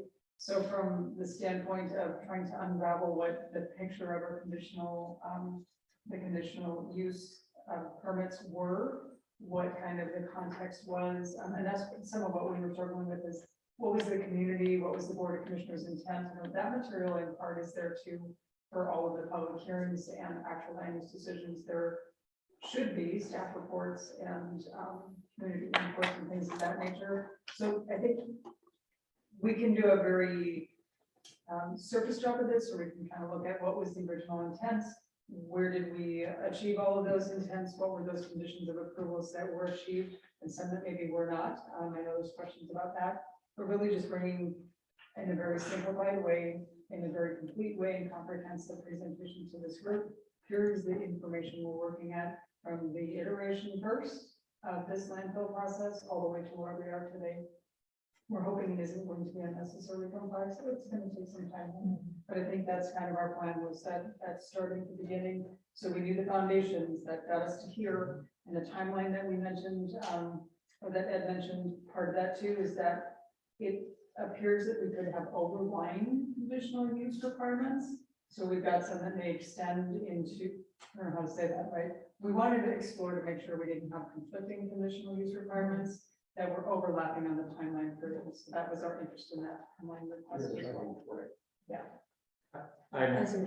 We're seeing a comment saying that it's hard to hear folks, so if we can try to Project. For folks on the phone. Project voices. All right, Jeff Condit, introduce yourself formally, please. Yeah, Jeff Condit, I'm a member of the subcommittee and I'm an attorney for Republic Local Council. And I really didn't, I think people have clarified what I wanted to clarify. We really haven't agreed on the framework, the total framework yet. We want something that's readable and understandable. And we did have a conversation about the more recent decisions are the more relevant decisions to what's going to happen in the future. But so I just wanted to make that point. And the other point is that a lot of people have not seen the county's website where they had all of the documents from all of the decisions. And so people were going to go back and look at that too. And I did do that. I looked at those documents, and in fact, I printed them all out and put them in binders because I'm that kind of a guy. And it's several thousand pages of documents going back to 1974. So it is going to be, if we're going to do this in great detail, it is going to be a heavy lift. And it's going to be a heavy lift on staff. And we need to think about that going forward. So I just wanted to say that I think we are all trying to get to the point where Ed was talking about, where we have a simple, understandable sort of historical framework of what went on. But that may not be as simple as we're going to have some further conversation about how that's going to happen. So let me just wrap up this. There'll be last call for all of you, of course, but so a couple things. The charge in the charter basically asks to look at what have been the past conditions and have they been complied with. In order to do that, what I'm hearing the subcommittee say is we need to have more background in these one-page summaries of these particular issues. I don't think anyone is disagreeing with that. I do think there was a comment that we didn't have time to get to, which is to what extent, if any, should we triage these? I'll make up the number. I think Ed said it, 24 documents, and pick the ones that are most relevant, perhaps to begin with, and then backfill. We just haven't gotten to that mechanical level of the order in which we are going to do it. And it's not time and place. You have to recognize that this one said the area to draw from is here. But that doesn't mean 5 pages down is going to reverse it or say something totally different. It may absolutely be inevitable. You just have to go through the work. It may absolutely be inevitable that is what's going to happen. I'm just saying I want to leave out the option for the next subcommittee to have a more robust, because we just ran out of time. Final point I'll make, and I promise to call on you, Ginger, is that what I heard from the subcommittee meeting is superimposed on these CUP conditions.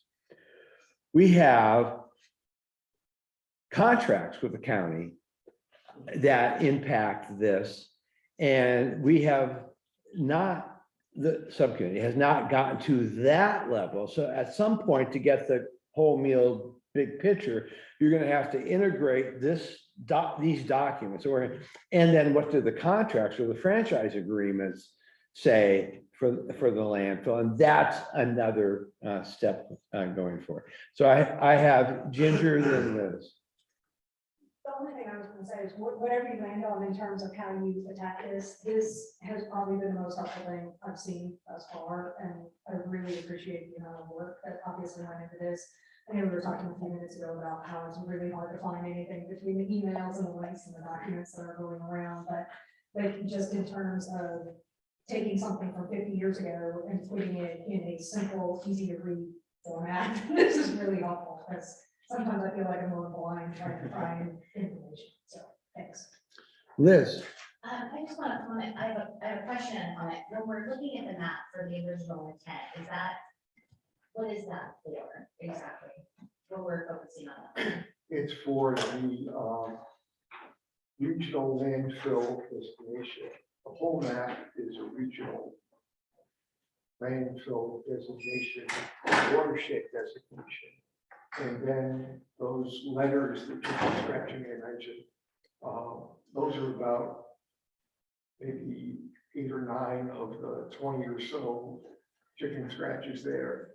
And those are the ones that were directed to Coffin View. The other ones, quite frankly, I get tired of reading. I didn't bother looking where those are supposed to go. Just, as you said, not relevant, so. So my comment is this, as you will lead me through all of the pages and pages of information, and we'll talk about when we get to the subcommittee items on, is it doesn't really matter what original intent for the area was, because the state of Oregon says you can't limit where anything comes from. So that's kind of an argument we have no power over. We can't, I'm not sure if we need to spend any time on it. I'm just saying maybe we pick and choose which things we expand on that we have an impact on and those that we don't. Yeah, I think you got a good point there, and I think the gentleman that was in the public has a point of just tell me what's there. For me, part of the exercise is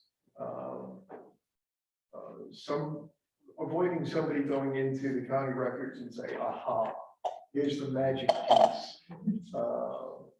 This stops and changes everything. It doesn't. And you put it, if you lay it out, so somebody can look at it, then you just tell them, oh, but just remember, these are what everybody committed to, and yeah, your memory from 20 years ago is correct, but it got superseded by something. End of dialogue, end of hostilities. And I think some of these subcommittees are just overlapping so much, because in the legal subcommittee, we addressed some of this stuff, right?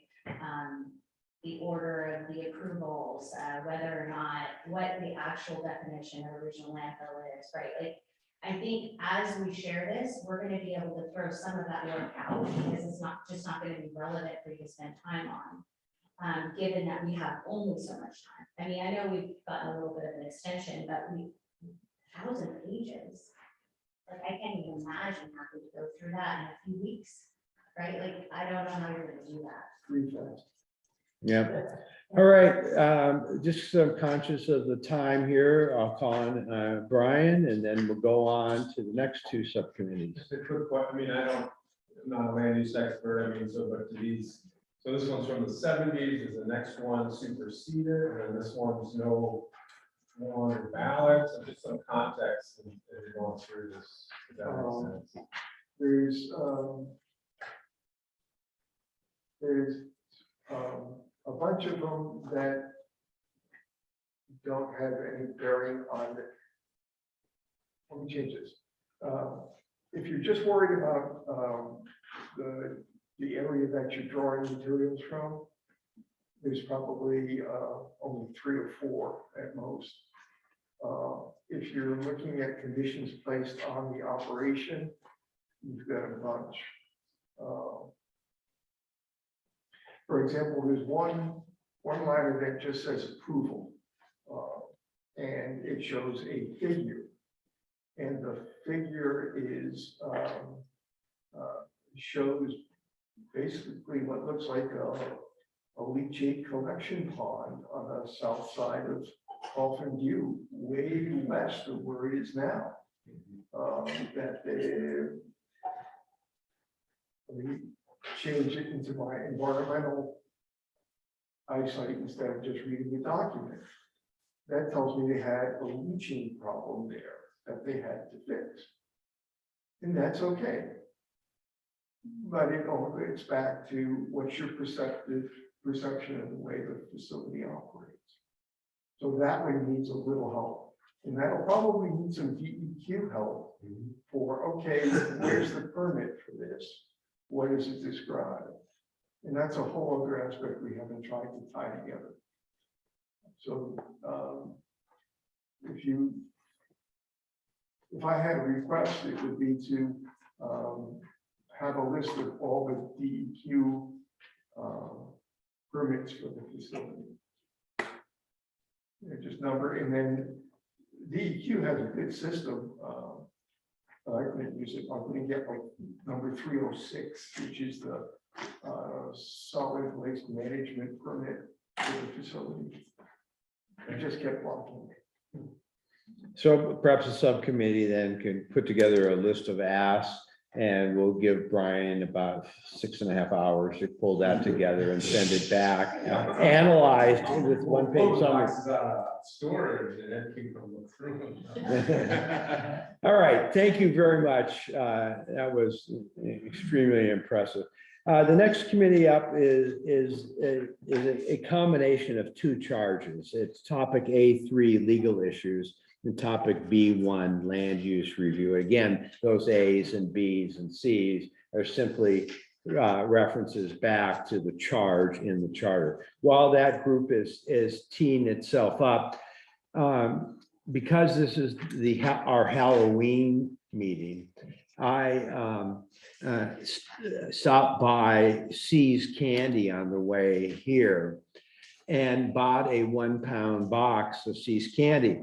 I did not see it until just now, and you will see who has the box of C's Candy. And so the first issue is is there still a pound of See's candy in there before you pass it around and go forward? So you have to take off the little stickers underneath and pass that around. And Greg, would you like to start from here or here? Your choice. Liz is actually gonna do. Liz is doing it. Liz, you have the floor. I don't remember. I don't remember what I said at dinner time, Liz. Okay, good. So I think, I'm actually really excited about this meeting, because I think there's a lot of stuff to rest, and it kind of sums up just, it's very cool. I don't know about anybody else, but I'm having a good time with some of it, so. So we were dealing with legal issues and land use review, and we talked until we ran out of time, and we'll probably do this next time. It was Mr. Condit, Mr. Crony, myself, Sam, and Greg that were part of it, and we have some people listening in as well.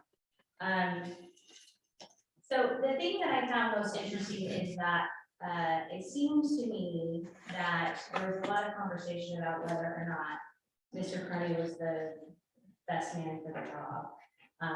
And I have to say that after spending some time with him, I have a lot of confidence that he has his head wrapped around this pretty well. And I wanted to just say that publicly because that was the topic of conversation that everybody was worried about. Not only did I feel like he had a pretty good grasp of what was going on, him and Mr. Condit have reviewed and looked over every piece of document for the most part that I can tell. I've put input on everything that's online for the most part. There's probably a couple little things here and there. And a lot of the questions that we had have already fundamentally been answered. If we just look at the documentation that's there already. So that's the first thing I want to say. I know it's not fun for us to read everything, but I think we're going to have to. Except 1,000 pages.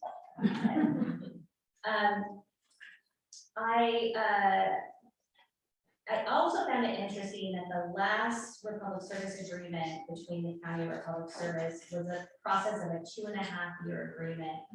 And the words that they used, they parsed and discussed at length in regards to rights and obligations, right? So this wasn't something that they just jumped into, it had been thought about, had been looked at. And I think that that's also important to state, because sometimes we just jump to conclusions because we don't know the answers, that we assume everybody else does it. And I would hope that we don't take that stance. Past franchise agreements are no longer relevant to the current franchise agreement. So my background is real estate and lending, and when I do a purchase contract, when I see a purchase contract and when we get into the purchase contract, only the things specifically stated in the purchase contract and the events of the purchase contract are changed. Everything on the prior agreement stays the same. That is not how this works.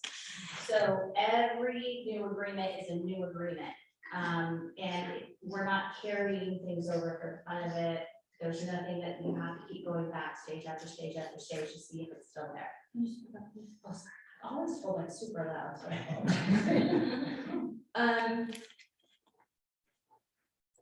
I asked about the conditions on the previous approvals and use permits, and I said, who's tracking it and how? Right, as a conversation, and the answer was really staff to keep track of every condition. And I think it's important to know that that's probably a real reality that we all are going to have to deal with.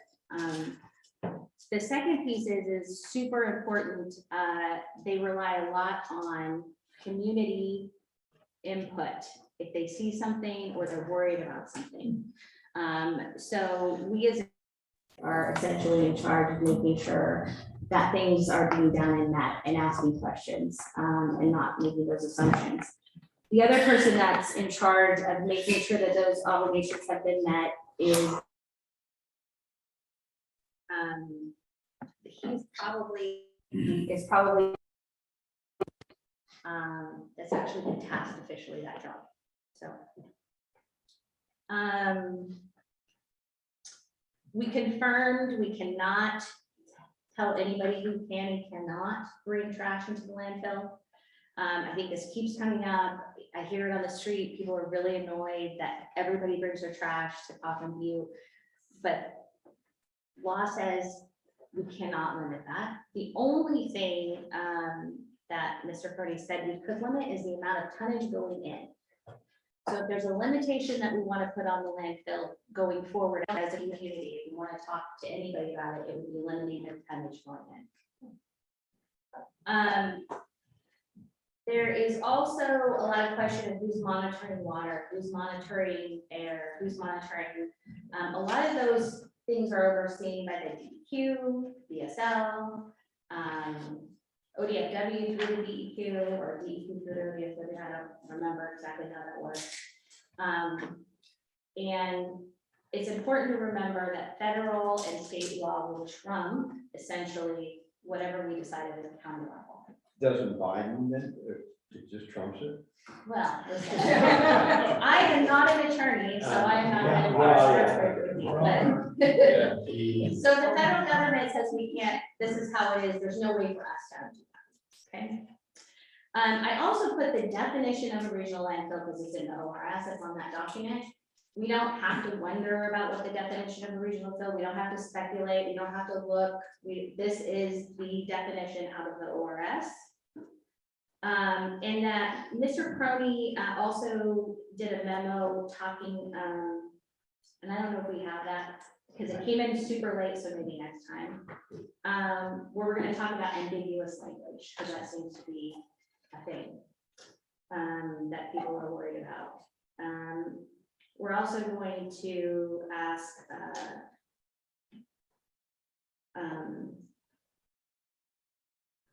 can or should the county consider DEQ permitting topics when assessing local land use applications? And we talked about this briefly, all of it's considered.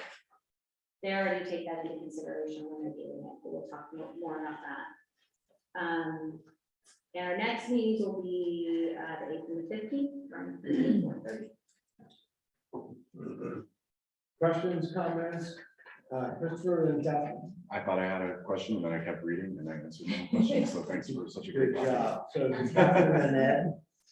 I'm just curious when we talk about our other authorities on air, water, groundwater, so DEQ, Department of State Lands, you mentioned for sure. And there's the other one, not ODF, but what was the third one? There's DSL, DEQ, ODFW, and it might have been ODFW then? yeah.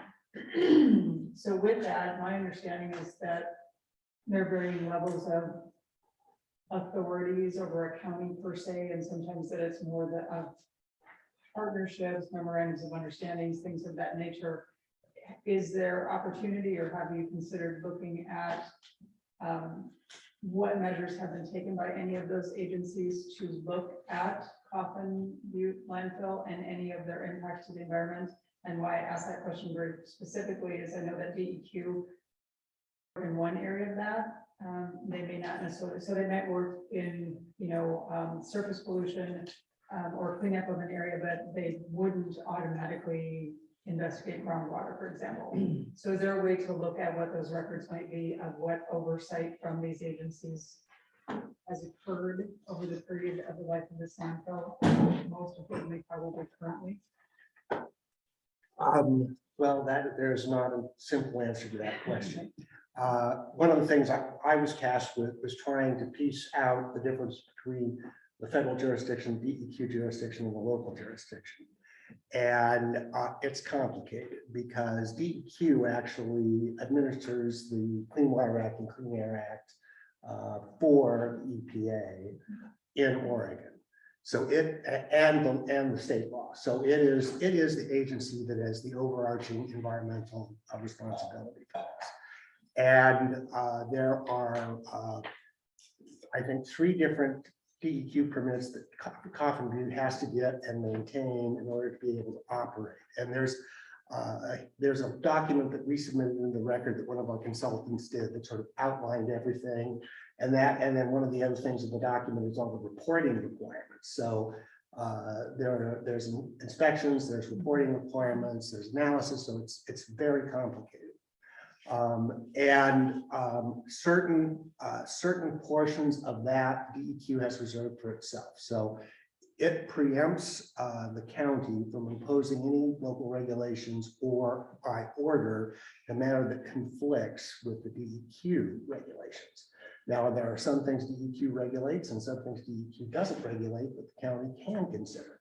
And that's like a case-by-case analysis. So it is complicated, but we are looking at that. Can I ask a follow-up question then? Sure. to that? Just then to clarify, would you anticipate coming back with that kind of a list of this is what DEQ preempts the county on, and this is what is within the county's authority? Or would you expect some sort of summary on that? Well, I think we'll discuss the statutory analysis. I mean, within that framework, there are points that can be argued about.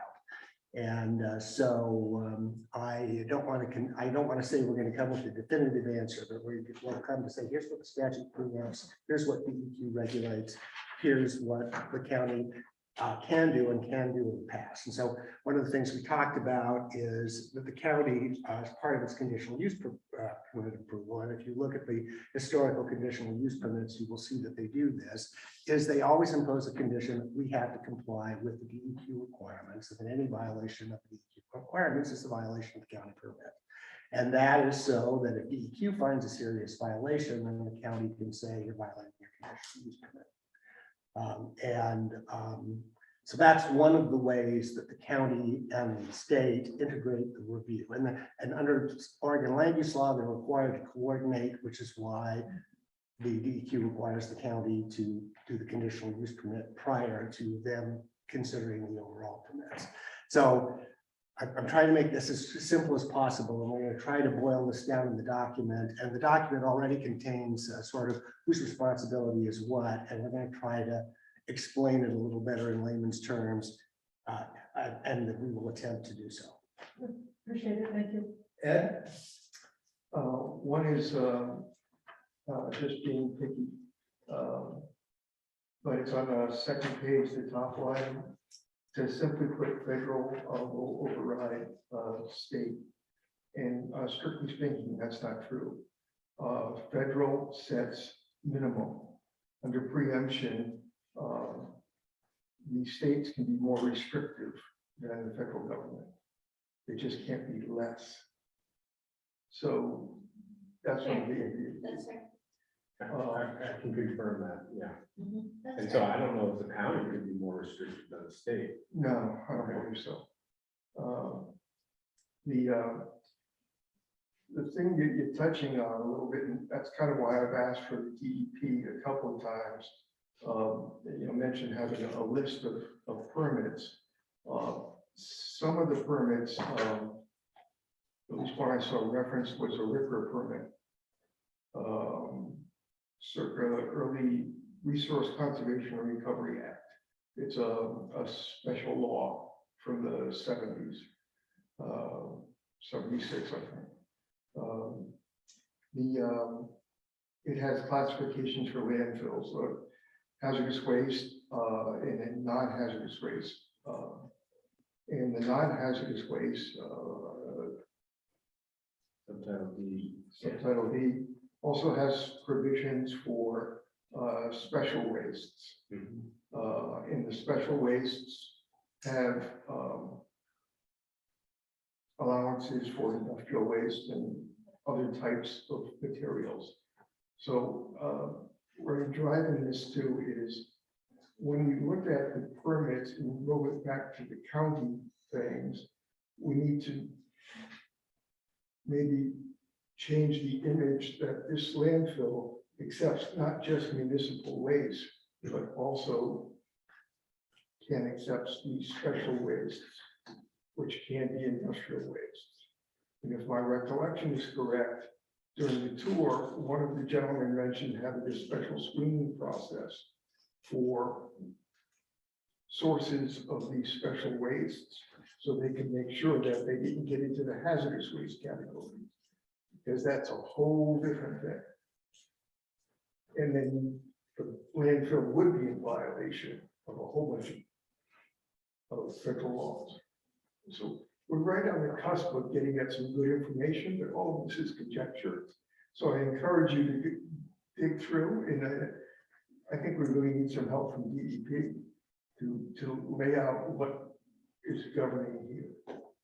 Because we're all kind of at an elephant. Great, Louisa, Can I just make a general comment? please. So, everyone's discussing, should we look into every part of the permit? Should we look into every part of the law? And maybe not for this committee right now, but we can make that as a recommendation. Because we're doing a community service, our community deserves to know this information. Make sure, in my observation, I don't know as much science stuff as you guys about this, but we don't have a plan since 1979. Like, our community deserves to have every little detail. But we might not do it in this committee, but you can say, oh, we looked at these, and then the next people need to look at more of the permits or look at more of the laws. That's right. All right, so thank you again, great information and great subcommittee work. Because of the time constraints, I do feel like I need to give the opportunity to the SMMP subcommittee, which is C1. So thank you for your patience. And Mike, Headline that. you're gonna do this from there. You want to do it from there or here? You want to do it from there or here, Mark? I want to see you. Okay. Yeah, so, basically, we decided that the document that you all have been looking at, which is the solid waste management plan combined table of contents that Daniel put together, we decided that was an excellent reference document, but that the way that we were going to work on this is we were going to pull out the major concepts from that compilation of data. And then we were going to go through them one by one and each kind of know the priority that we assigned to this section and how we would summarize the purpose of that section. Then we might also add sections that would concern Benton County that maybe didn't concern the other municipalities that we looked at.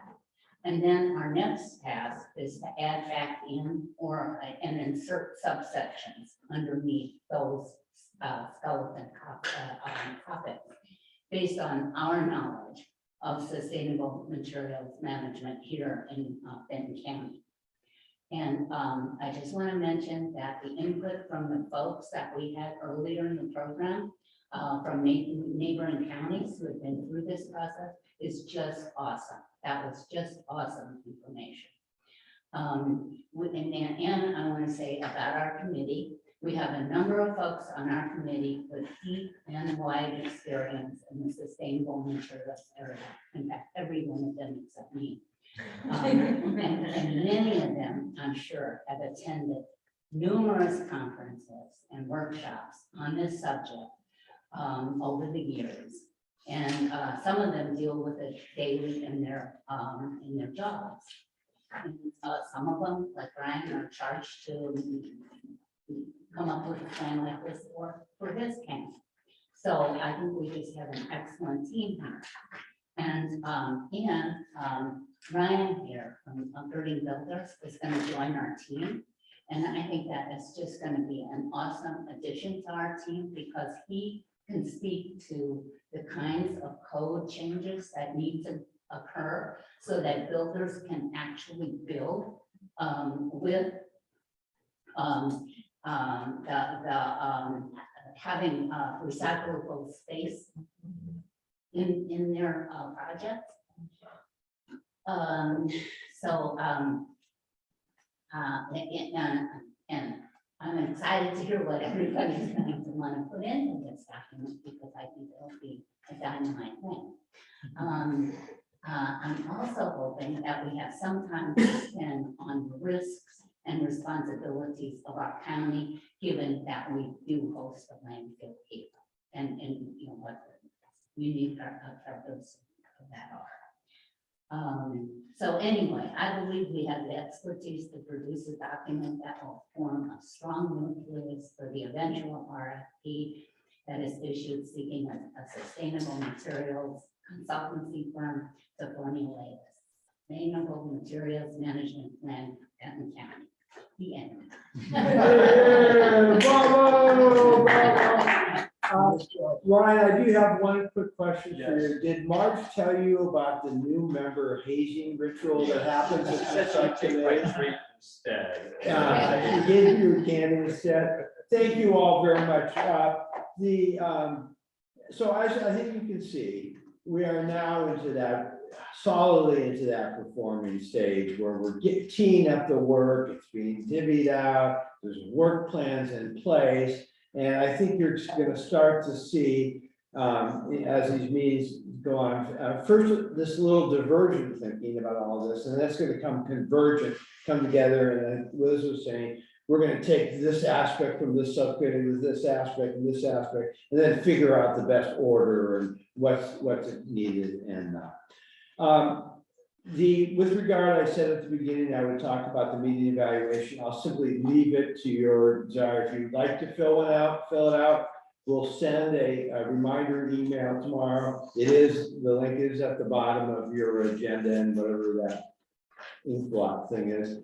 I can do it that way. And we'll see what we can do. And again, reminder, the next meeting is not November 3rd, like it was. We're moving it to November 17th at 3 o'clock.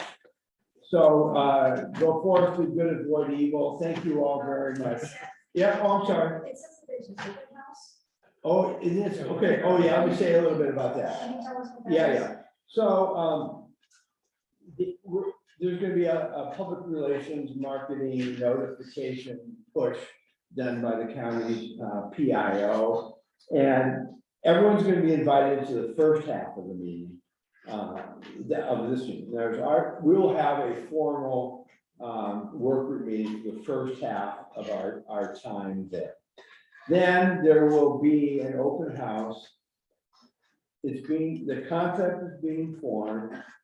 We suspect it will be 4 or 5 stations that for each subcommittee, there will be a station, by which I mean a table, a bunch of handouts, like 3-page, the then existing summary of the subcommittee's work at that table.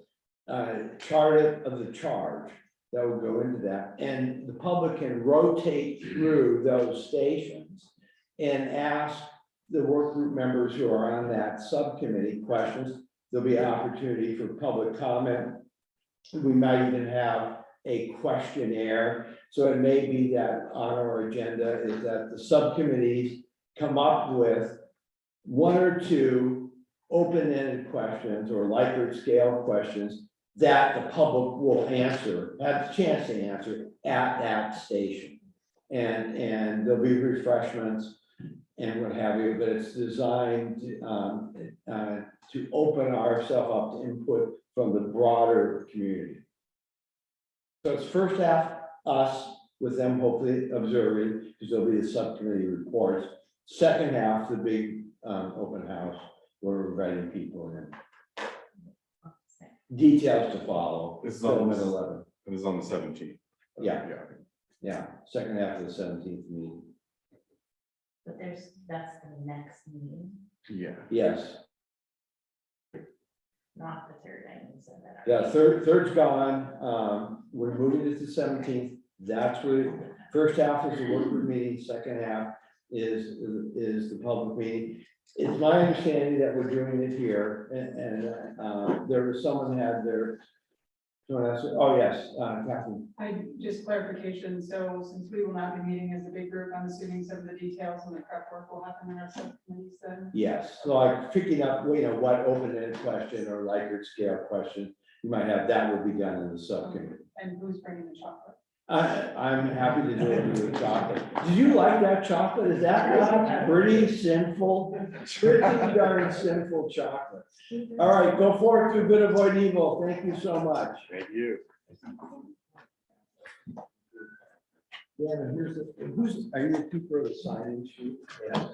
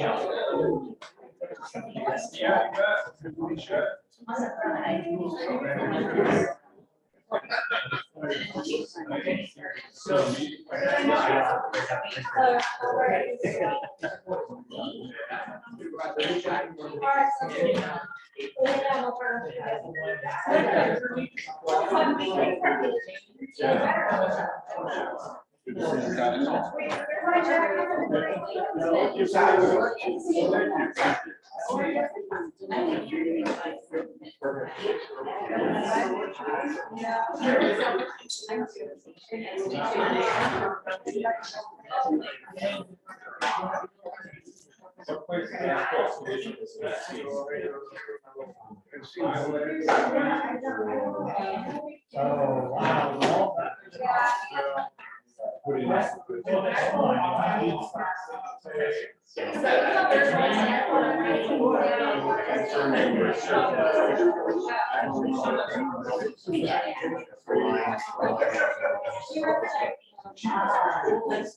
Rebuilding.